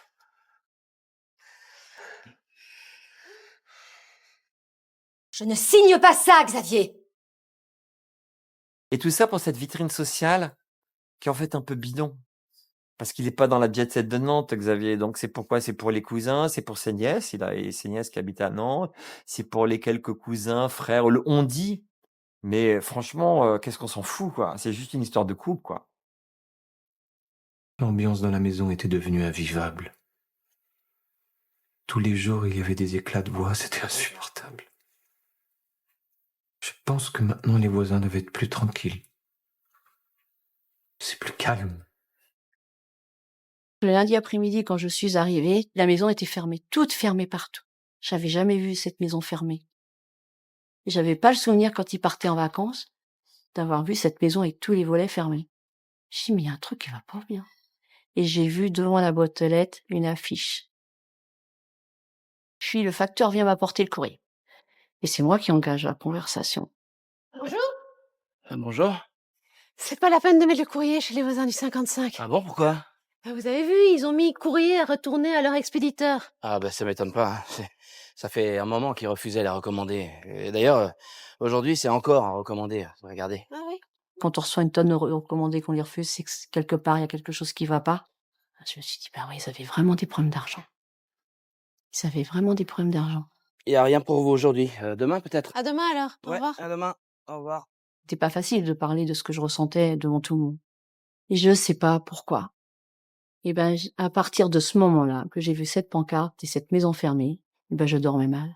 J'étais pas bien. Je sais pas s'ils sont tous morts, mais je suis sûre qu'il y a des morts dans cette maison. Après, j'ai pris mon téléphone. J'ai dit là, faut que je fasse quelque chose. Police nationale, bonjour. Oui, bonjour monsieur. Je voudrais signaler un problème chez mes voisins. Je vous écoute, madame. C'est la famille Dupont du Ligonnès, boulevard Schumann. Au départ, un service de police qui reçoit un appel a tendance à minimiser les choses, disons-le. Hein. Bon, oui, ils ont disparu depuis combien de temps? Depuis 3-4 jours. Bon, bah écoutez, on va attendre un petit peu, quelques jours, on verra ce qu'il en est. Et c'est là, le lundi après-midi, j'ai commencé à voir les policiers dans la rue. Ah, je dis, ils font quelque chose. Rien ne bouge là-dedans. Bonjour. Bonjour, Bonjour. c'est vous qui avez appelé? Oui, oui, c'est moi. Bonjour. Qu'est-ce qui se passe alors? Eh ben, c'est la famille Dupont de Ligonnès qui habite là. Mais c'est bizarre, c'est comme s'ils avaient complètement tous disparu. Et la voiture de la mère, ça fait bien 10 jours qu'elle a plus bougé. C'est la Golf décapotable noire, ici. Vous pouvez noter la plaque? Oh, elles sont peut-être parties pour une urgence pour la famille, hein? Assise dans une voiture avec 2 chiens, monsieur, c'est pas possible. Mhm. Parce que la voiture du grand-fils, vous voyez, elle est là-bas aussi, au bout de la rue. C'est la Xantia grise. Et là, j'ai bien vu dans leur regard qu'ils me prenaient pour une fada. Mais si je vous dis qu'il s'est passé quelque chose de grave, cherchez. Je sais pas, moi. Mais j'ai allé voir à l'école. Aller voir à l'école, parce que c'était une période scolaire. Il n'y avait pas de vacances. J'ai allé voir à l'école, peut-être qu'ils sauront quelque chose. Oui, j'ai reçu une lettre vendredi dernier, je crois. Je l'ai laissée dans mon bureau. Mon mari ayant été muté en Australie dans le cadre de son activité professionnelle et étant parti précipitamment avec lui et mes enfants, je vous informe que je ne pourrai continuer à assurer mes fonctions. Je vous présente donc ma démission en regrettant de n'avoir pu vous prévenir à l'avance. Je renonce par la présente à toute indemnité. Je vous adresse, monsieur, mes salutations distinguées, signé Agnès Dupont de Ligonnès. Elle ne vous avait jamais parlé de ce départ? Jamais. Mais le lundi d'avant, son mari a appelé le secrétariat pour dire qu'Agnès était malade, probablement une gastro, et qu'elle allait s'absenter de 3 jours. Et puis, le vendredi, j'ai reçu cette lettre par la poste. Ça m'a semblé bizarre qu'elle ne m'ait pas appelé elle-même, ça ne lui ressemblait pas. Mais on ne s'est pas inquiété plus que ça. Vous pouvez me faire une copie? Il fallait que je trouve une explication pour justifier les absences d'Agnès et des enfants. Ils ne pouvaient pas être malades éternellement. D'où l'idée de ce départ précipité en Australie. J'ai fait très attention aux traces que j'ai laissées derrière moi. Parce que je savais que tôt ou tard la police allait enquêter. Le jour où je les ai tués, j'ai laissé un message à ma sœur pour dire que tout allait bien. Bonsoir Corinne, on était au Cinoche en famille, puis au restaurant. Là on vient juste de rentrer. Bon ben je t'ai déjà laissé un message pour savoir si on pouvait se parler. Et là je tombe sur ton répondeur. Je t'embrasse, si tu entends ce message pas trop tard, tu me rebipes ou tu m'envoies un texto et je te rappelle. Là je vais coucher les enfants et dire bonsoir à tout le monde. À tout à l'heure, peut-être. Contactant les proches, on se rend compte que Xavier a laissé un message à sa sœur le soir même de supposer des assassinats, c'est-à-dire le dimanche soir, pour lui dire que tout allait bien, que commence à forger, disons, son histoire. Il date de quand ce message?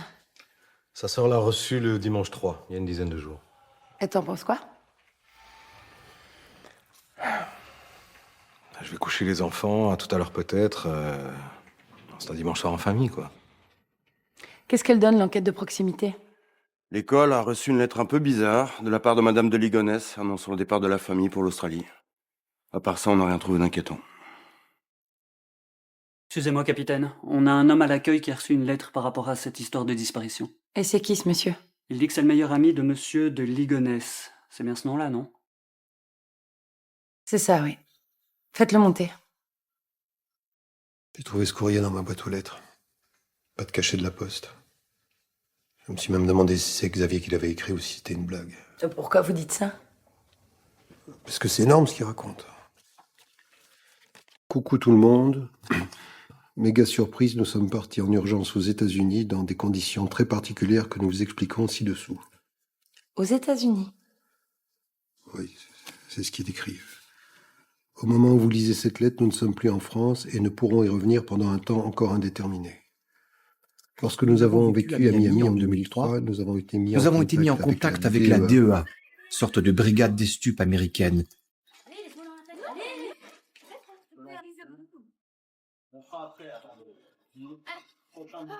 Qui cherchait un Français pouvant être infiltré dans le milieu des discothèques en France pour collecter des informations sur les réseaux de trafic de drogue.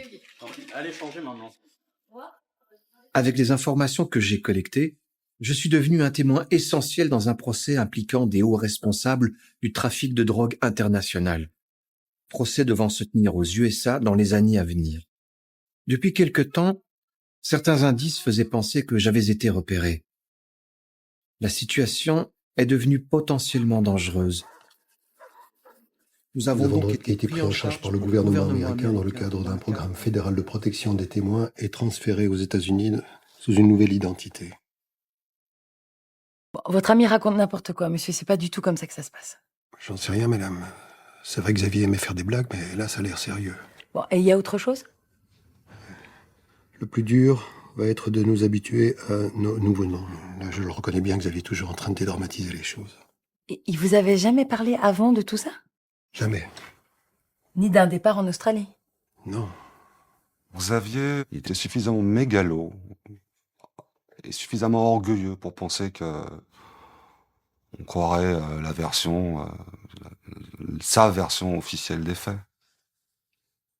Je pense qu'au départ, il envoie des lettres pour gagner du temps, parce qu'il a prévu un temps de fuite assez long pour mettre de la distance entre lui et la police.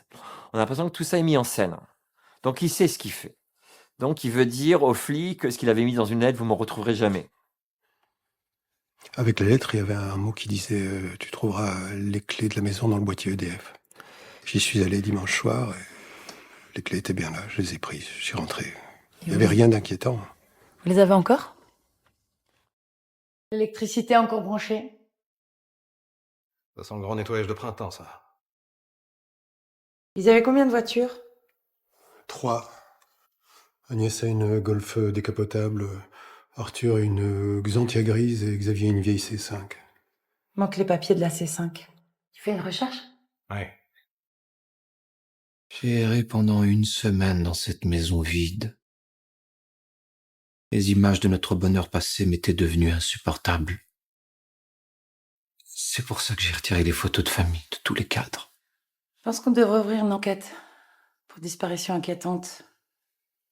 Ils sont peut-être partis, tout simplement. En Australie ou aux États-Unis? C'est bizarre, franchement, cette histoire de lettres. C'est quoi, ça? C'est Agnès, elle a des problèmes d'apnée du sommeil, elle dort avec ça. D'ailleurs, Xavier se moque un peu d'elle. Contre le ronflement? Non, il y a des gens qui arrêtent de respirer longtemps quand ils dorment. Allume-le, on verra peut-être la date de la dernière utilisation. 3 avril, 3h30. On est quel jour? 14 avril. On a un peu de retard. Alors, la machine, normalement, doit suivre son utilisateur. Donc, le fait que la machine soit restée, ça laisse penser immédiatement que la personne n'en a plus besoin. N'en a plus besoin parce que, parce que n'est plus en vie. Désormais, les portables m'étaient devenus inutiles. En plus, ils auraient pu me trahir en donnant ma position. La famille dispose de 3 véhicules. Donc, il manque une voiture. Alors, cette voiture a attiré l'attention du service des contraventions, puisqu'elle a été flashée dans la région d'Angers le dimanche 10.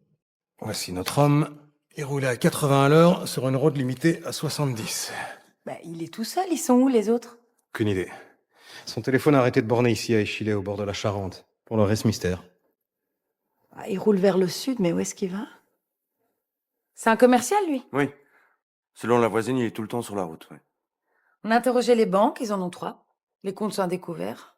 Ça devait pas très bien marcher, son affaire. L'année dernière, il a déclaré 4 000 € de revenus. Avec 4 enfants, ça devait pas être simple tous les jours. Ils ont peut-être simplement voulu disparaître parce qu'ils croulent sous les dettes. C'est leurs créanciers qui devraient s'inquiéter. J'étais asphyxié par les dettes depuis des années. Pour m'en sortir, j'empruntais de l'argent un peu partout. Parfois, j'ai exagéré. Surtout avec mon père. Papa, tu te rappelles quand tu m'as offert la Triomphe pour mes 18 ans? N'essaie pas de changer de sujet, Xavier. Il y avait exactement 12 700 € sur mon compte. Ça, je m'en rappelle très bien. Et tu as profité de mon séjour à l'hôpital pour le vider, mon compte. J'ai eu tort de te faire confiance et de te donner cette procuration. Qu'est-ce que tu racontes, papa? T'as perdu la tête ou quoi? C'est un prêt, je vais te rembourser chaque mois. Avec des intérêts. C'est gagnant-gagnant, crois-moi. Xavier... J'aurais pas dû toucher à cet argent sans t'en parler avant. Je suis désolé, papa. Je te demande pardon. Et comment tu comptes faire pour me rembourser maintenant? C'est très simple. Je gagne environ 10 000 € de recettes par mois. 1 200 de la CAF, ça c'est sûr. 1 500 pour les abonnements sur mon site.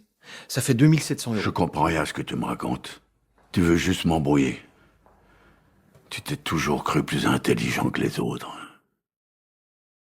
Papa, tous les jours, j'ai des nouveaux contrats avec les hôtels. T'as aucun souci à te faire. Xavier, t'as toujours été un bon à rien. Xavier pouvait raconter ce qu'il voulait. Hubert avait sa propre opinion. C'était quelqu'un qui était une personne très brillante et qui faisait semblant de croire au dire de Xavier, mais en vérité, quand j'ai eu l'occasion de parler avec Luc Hubert, il était très inquiet. Donc, je pense que s'il était inquiet pour son fils, c'est qu'il n'était pas du tout, comment on peut dire, dupe. On ne s'est pas vu pendant des mois. Mon père ne comprenait pas ce que je lui disais. Mais à ce moment-là, c'était pas mon principal souci. Il y avait aussi Caroline. Caroline. Je comprends pas. Pourquoi t'as voulu qu'on se voie ici? On va pas y passer la nuit. T'as mon argent? Excusez-moi. Qu'est-ce que tu veux boire? Bonjour madame, qu'est-ce que je vous sers? Rien. Merci. T'as mon argent? Non, mais j'ai une proposition à te faire. Attends. Laisse-moi t'expliquer. Assieds-toi, je t'en prie. Si, je suis encore capable de faire des projets. Et j'ai envie de les réaliser avec toi. Qu'est-ce que tu veux dire? J'en peux plus de cette vie avec Agnès. Je l'aime plus. J'ai envie d'une nouvelle vie, mais je l'imagine pas sans toi. Mais c'est pas du tout le sujet. On n'en est plus là. Tu me dois 50 000 €. Je peux les avoir si je fais imprimer mes tickets cristal. Mais j'ai besoin de 25 000 €. Je t'en ai pas parlé jusque-là parce que je voulais pas gâcher nos délicieux moments ensemble. En fait, c'est juste ça qui t'intéresse chez moi. T'es revenu pour ça, pour me taper de l'argent.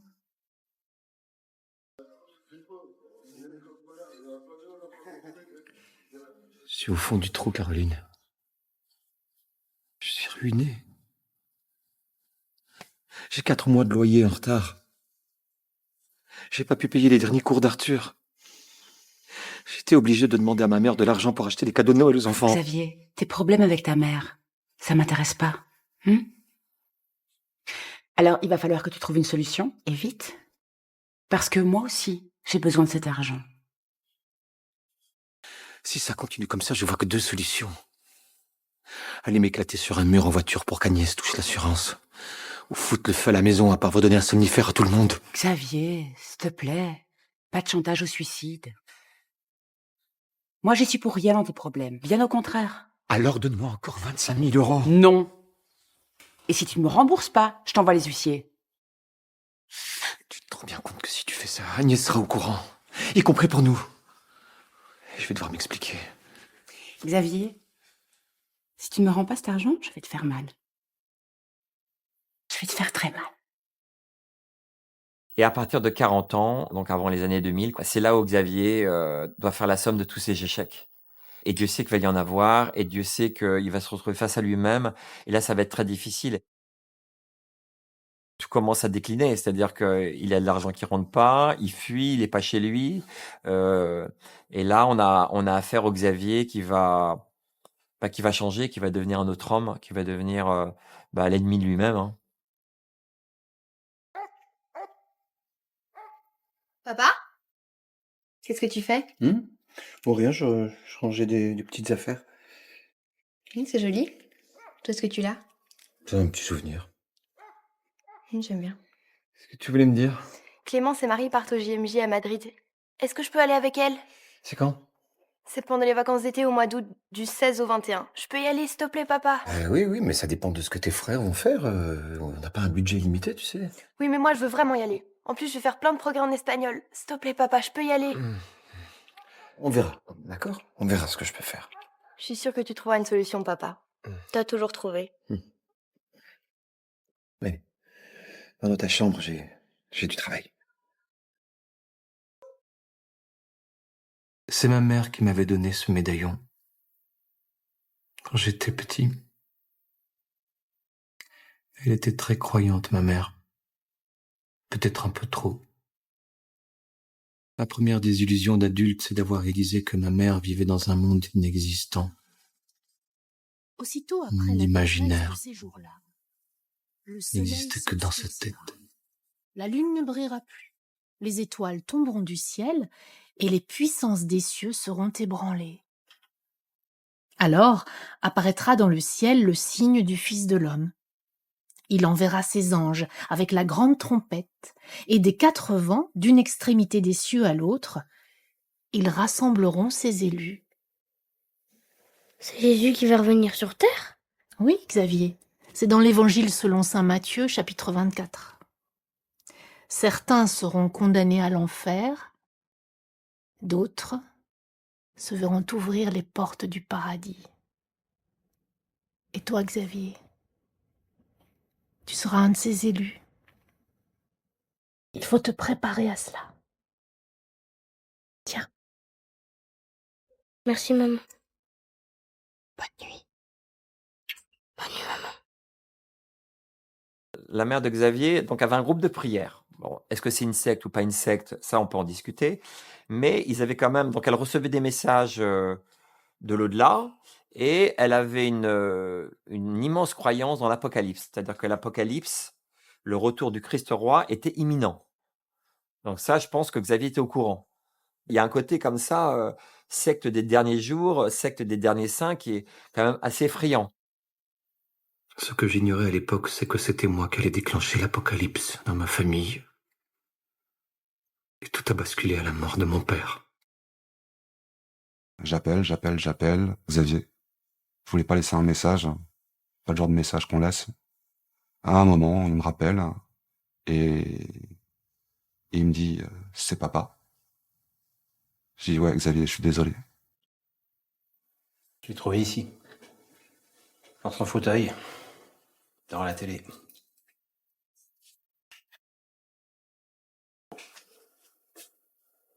Au début, j'ai pensé qu'il s'était endormi.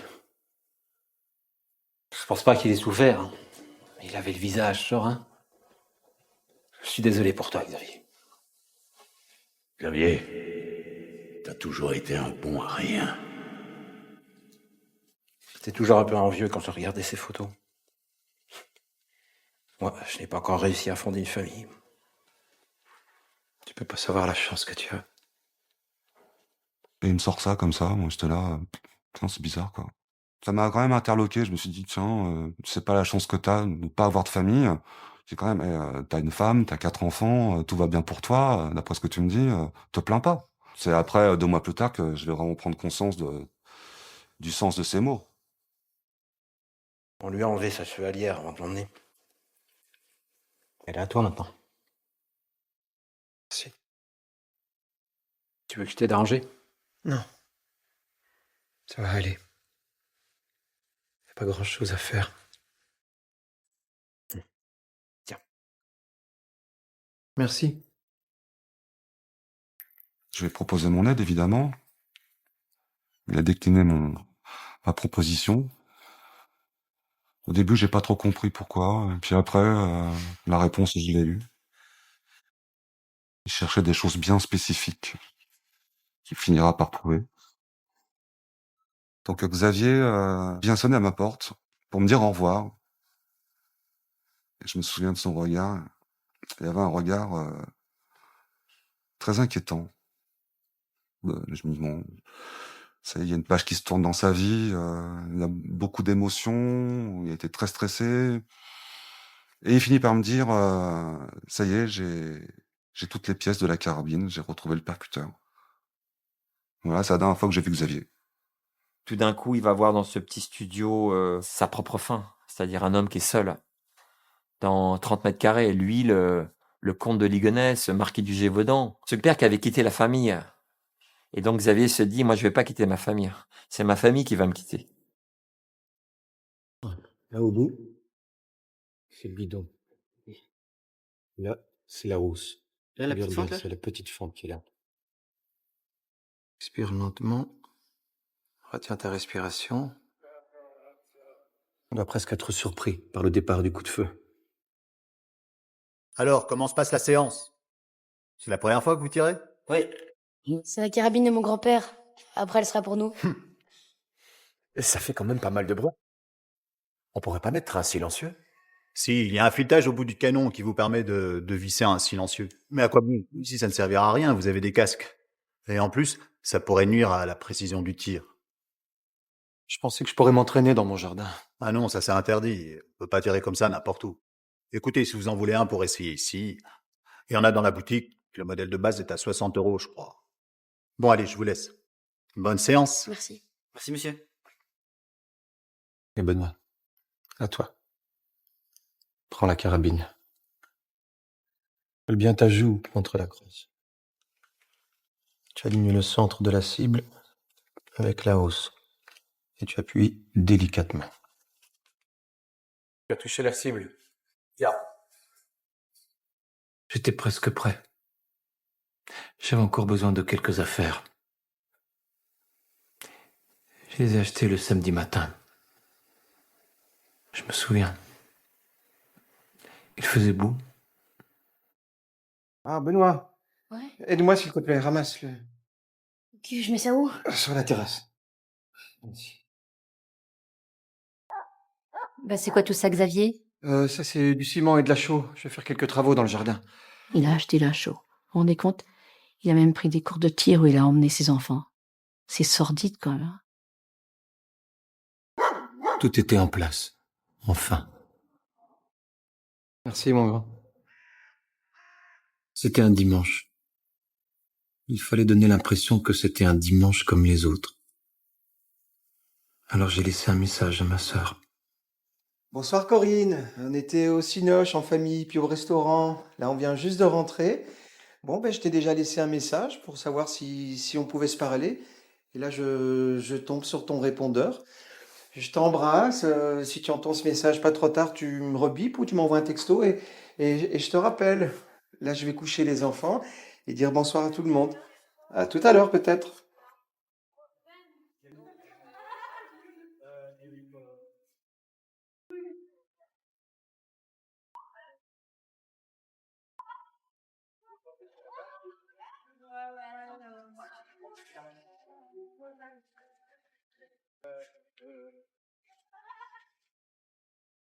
Bonne nuit ma chérie. Bonne nuit, papa. La tisane était notre rituel du soir. Je savais que celle-là était la dernière. Bonne nuit mon grand. Bonne nuit, papa.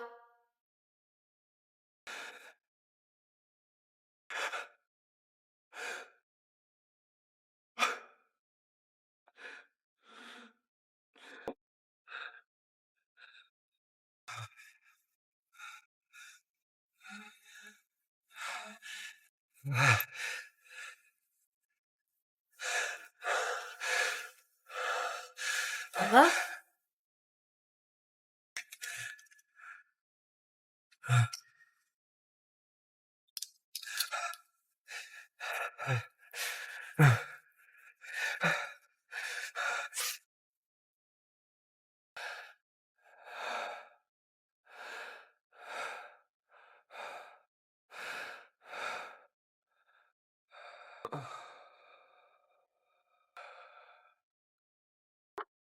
Saint-Gabriel, bonjour. Bonjour, Xavier Dupont de Ligonnès.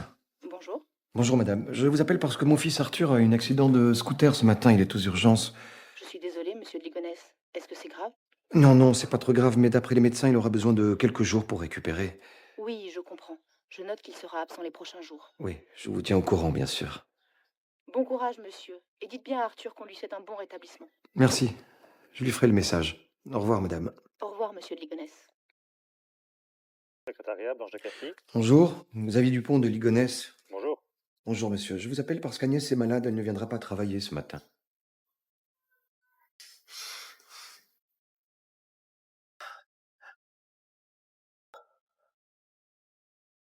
Ah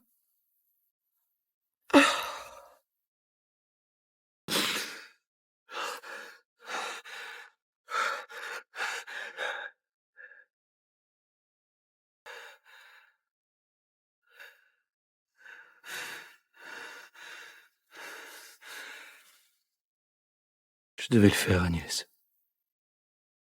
J'avais pas le choix. Je l'ai fait pour toi. Pour les enfants. Je pouvais plus vous laisser vivre tout ça. L'échec, la pauvreté, l'humiliation.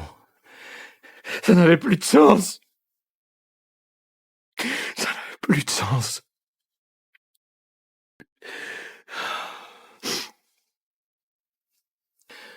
Je sais que tu avais honte quand on arrivait dans la villa de ton frère, avec les enfants entassés dans la vieille C5. Je le sais, Agnès. Moi aussi j'avais honte, moi aussi!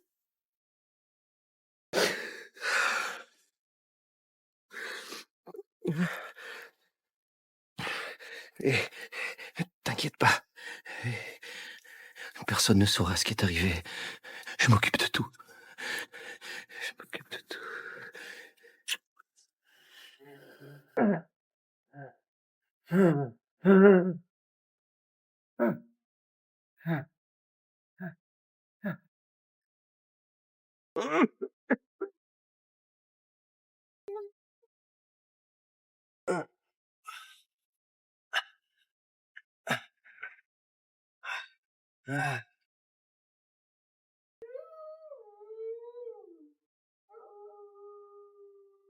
Les chiens. Moi qui pensais avoir tout prévu.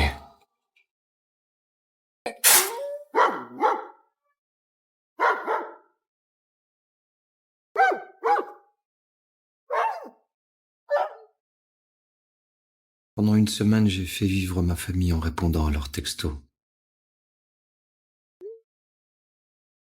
Mais Thomas était encore vivant dans sa chambre d'étudiant à Angers. Ouais. Bonjour Thomas. Salut papa. Dis, je suis à Angers pour le boulot. Si tu veux, on peut manger ensemble ce soir. Ok, super, je serai chez moi. D'accord. Je viendrai te chercher. Ouais. À tout à l'heure. À toutes. Puis je pense que Xavier, dès le moment où il prenait une décision, il reculait plus. C'est-à-dire qu'il était assez, on va dire, méthodique dans sa tête, assez mathématicien. A plus B, toc, toc, toc, je vais faire ci, je vais faire ça, je vais écrire 7 lettres. Hop, je serai dans ma cave, j'aurai les 5 portables devant moi, je vais envoyer les lettres et tout ça. Et à ce moment-là, je pense que c'est une machine qui se met en route.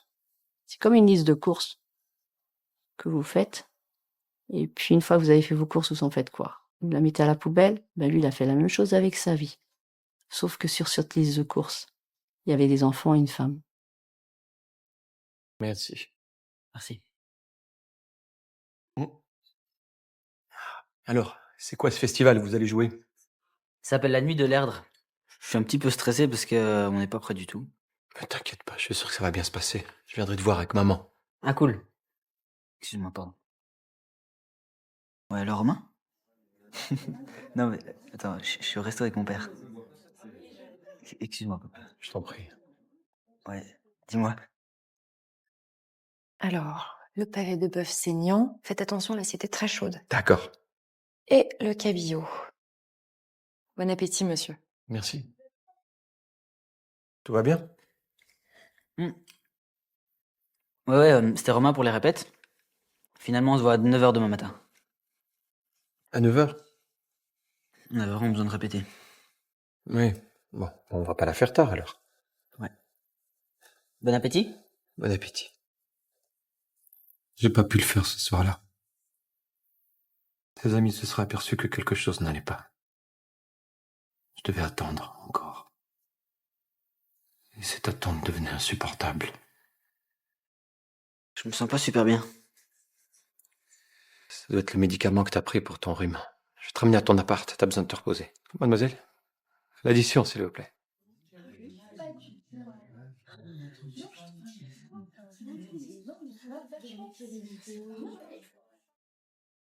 Le lendemain, je lui ai menti. Encore une fois. Je n'avais plus le choix. Il fallait que j'aille jusqu'au bout. Ouais. Oui, Thomas, c'est papa. Salut. Comment ça va? Tu te sens mieux? Oui, papa, ça va beaucoup mieux. Thomas, j'ai une mauvaise nouvelle. Maman a eu un accident de vélo. Quoi? Elle est à l'hôpital dans le coma. Tu peux venir?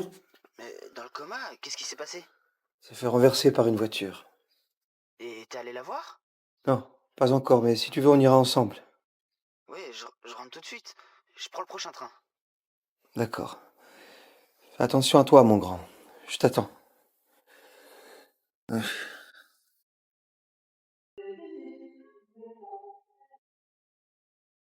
t'attends. Papa? Papa, t'es là? Papa? Oh, tu m'as fait peur. Bon, maman, t'as des nouvelles? Comment elle va? Elle va bien. Elle est sortie du coma. Mais ils vont la garder pour la nuit à l'hôpital. Et t'as été la voir? Elle était comment? Ça va. Ça n'a pas l'air très grave. Les médecins disent qu'il n'y aura pas de séquelles. Bon, tant mieux. Tu as faim? Non. Non, avec tout ça, j'ai vraiment pas faim. Tout seul? Qui sont les autres? Dites. Anne est restée chez Clémence et Benoît va dormir chez son pote Cédric. Et Arthur? Arthur est resté à Cholet. Il a examen demain. Tu l'appelles pas ce soir, d'accord? Il doit réviser. Ok. On se mettrait pas un film pour se changer les idées? Ouais, pourquoi pas? Choisir un DVD sur l'étagère. Ouais. Midnight Express, ça te dit? Midnight Express? Eh, c'est bien ça. Je l'ai déjà vu, mais ça me fait plaisir de le revoir avec toi. Et donc, t'en prends du temps pour faire un thé? Allez, viens, c'est prêt. Oui, j'arrive. Ça va, papa?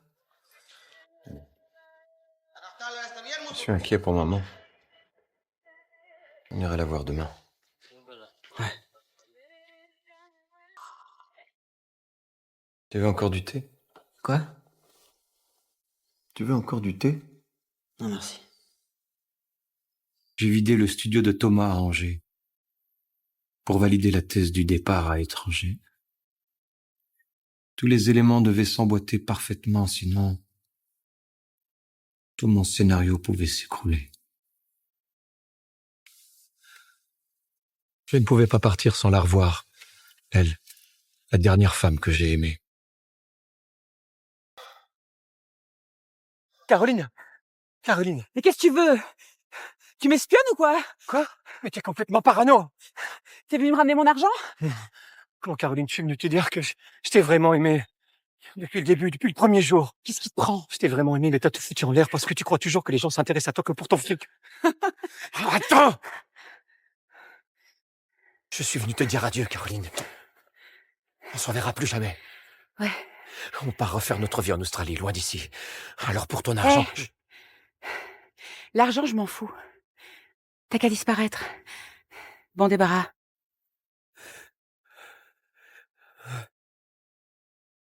T'existes déjà plus pour moi. Personne pourra me retrouver.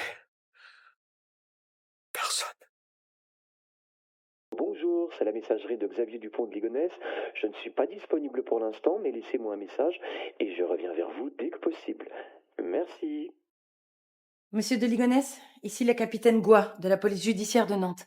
Si vous entendez ce message, merci de rappeler immédiatement au 02 53 46 74 20. Un avis de recherche a été lancé pour vous et votre famille. On a reçu les relevés de carte bleue. Les derniers achats ont été faits par le père le 1er et le 2 avril, il y a 2 semaines. Il a acheté quoi? Du matériel de bricolage, Une pelle, une pioche, des sacs de ciment, du rouleau adhésif, puis 4 sacs de chaux vive. On y retourne? L'achat de ces matériaux de jardinage, bon, bien évidemment, nous envoie dans le jardin. Voilà. Et dans le jardin, il y a déjà eu des visites du jardin où rien ne semblait spécialement suspect. Ce qui peut attirer l'attention maintenant, c'est justement un endroit où il y a la terre retournée. Bon, ben, le jardin, il est plutôt mal entretenu. T'as vu des travaux, toi, dans la maison? Non, y a rien. Il a fait quoi de tout ce matériel de bricolage? La chaux, le ciment, les sacs plastiques? T'as rien vu? Non. Ils avaient des chiens? Oui, 2 labradors. Jules et Léon. Et ils sont où, les chiens? Dans la lettre, il a écrit que quelqu'un les a pris tous les 2. Fred? Regarde. Il faisait comment, le chien, pour manger dans sa gamelle, là? Sous cette planche en bois est coincée une partie de l'écuelle du chien. Ce qui semble tout à fait anormal. Quand on trouve quelque chose ou qu'on voit qu'on est sur la bonne voie, bien sûr que ça va enthousiasmer en fait le policier dans ses recherches. Voilà. Ça va aussi amener de l'inquiétude. Je crois que... Faut aller voir. C'est encore humide. Cacher les cadavres dans la maison, sous la terrasse, c'est quelque chose qu'ils n'envisageront jamais. Ils chercheront partout, sauf là. Attends.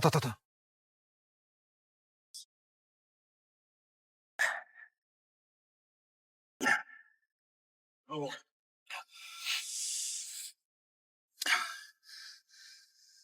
Maintenant, on est sur une scène de crime, on n'est plus dans le cadre d'une disparition inquiétante, et les choses prennent une autre tournure.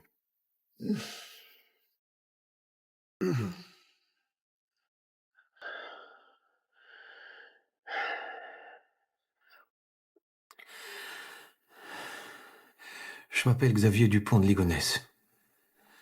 J'ai disparu le 15 avril 2011. Vous avez entendu beaucoup de choses sur moi, sur mon histoire.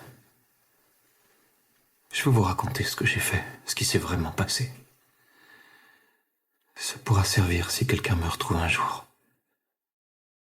C'est dans le jardin de cette maison nantaise, dissimulée désormais derrière une énorme bâche noire, que les enquêteurs ont trouvé les corps de 3 personnes tuées vraisemblablement par arme à feu. Ceux de 3 des membres de la famille de Ligonnès, tous enveloppés dans des draps et enterrés dans la propriété. Depuis début avril, Xavier le père, Agnès la mère, ainsi que les 4 enfants âgés de 14 à 21 ans n'avaient plus donné signe de vie.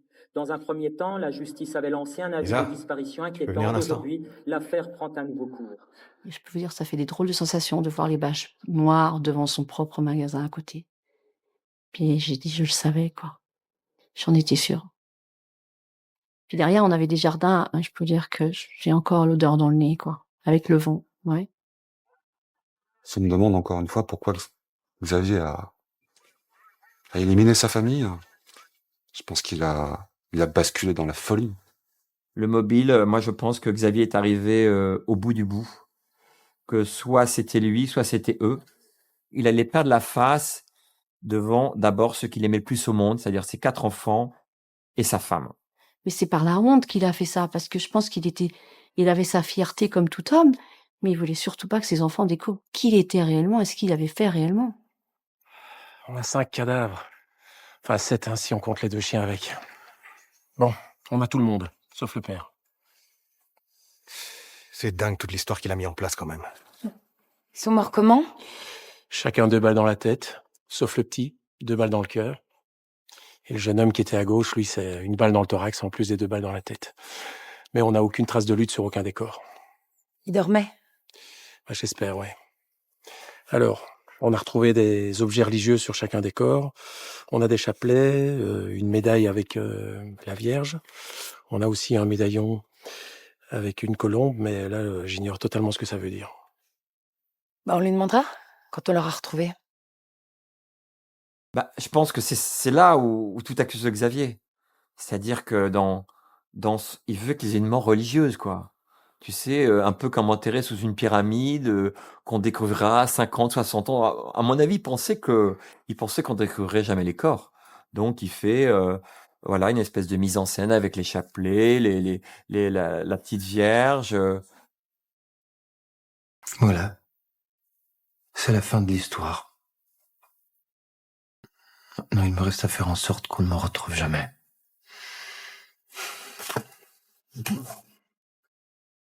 Centrale de Charlie 26, on vient de localiser le véhicule recherché. L'OPJ nous demande de geler les lieux et vous restez sur place. Et à partir de ce moment-là, on n'entend plus parler de lui. Voilà. Et il ne laisse plus aucune trace de vie. Il n'utilise plus aucun moyen de paiement. Il n'utilise pas de véhicule, il n'utilise pas de téléphone, il n'utilise pas d'ordinateur, ni de clé 3G. Enfin, tout prend fin. Tout prend fin à ce moment-là. Vous n'avez plus de famille. Vous n'avez plus d'amis. Plus d'argent. Plus rien. J'étais libre. Enfin. Pour moi, il est vivant, Xavier. Pour moi, il est vivant, caché quelque part. La seule question que je me pose, parce que moi, je me réfère toujours au Xavier de ma jeunesse, c'est-à-dire l'homme généreux, enthousiaste, serviable, amical, empathique. Je me dis comment il fait quand il se rase ou quand il va se promener, quand il est seul avec lui-même, comment il fait pour pas avoir dans le miroir le visage de ses enfants, de sa femme, et se dire je suis le roi des salauds, je suis un assassin, j'ai tué ma famille. Comment il peut vivre avec ça?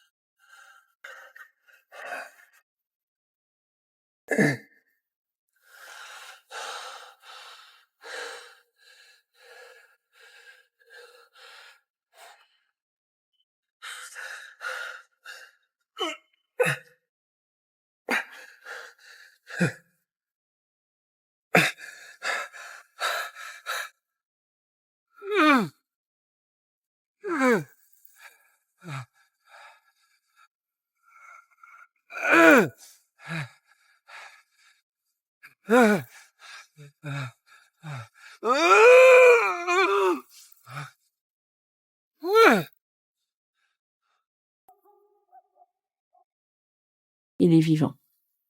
Ouais. On va le retrouver, mais quand? J'aimerais bien être encore sur cette terre quand on va le retrouver. Parce qu'il est malin. Il est très très malin. Alors, on espère toujours avoir une réponse. Logiquement, on peut attendre la découverte d'ossements humains. Traces de vie, il y a peu de chance quand même. Faut reconnaître. Il y a un mystère, on n'arrive pas à faire son deuil. Voilà. On voudrait savoir, Xavier, où tu es.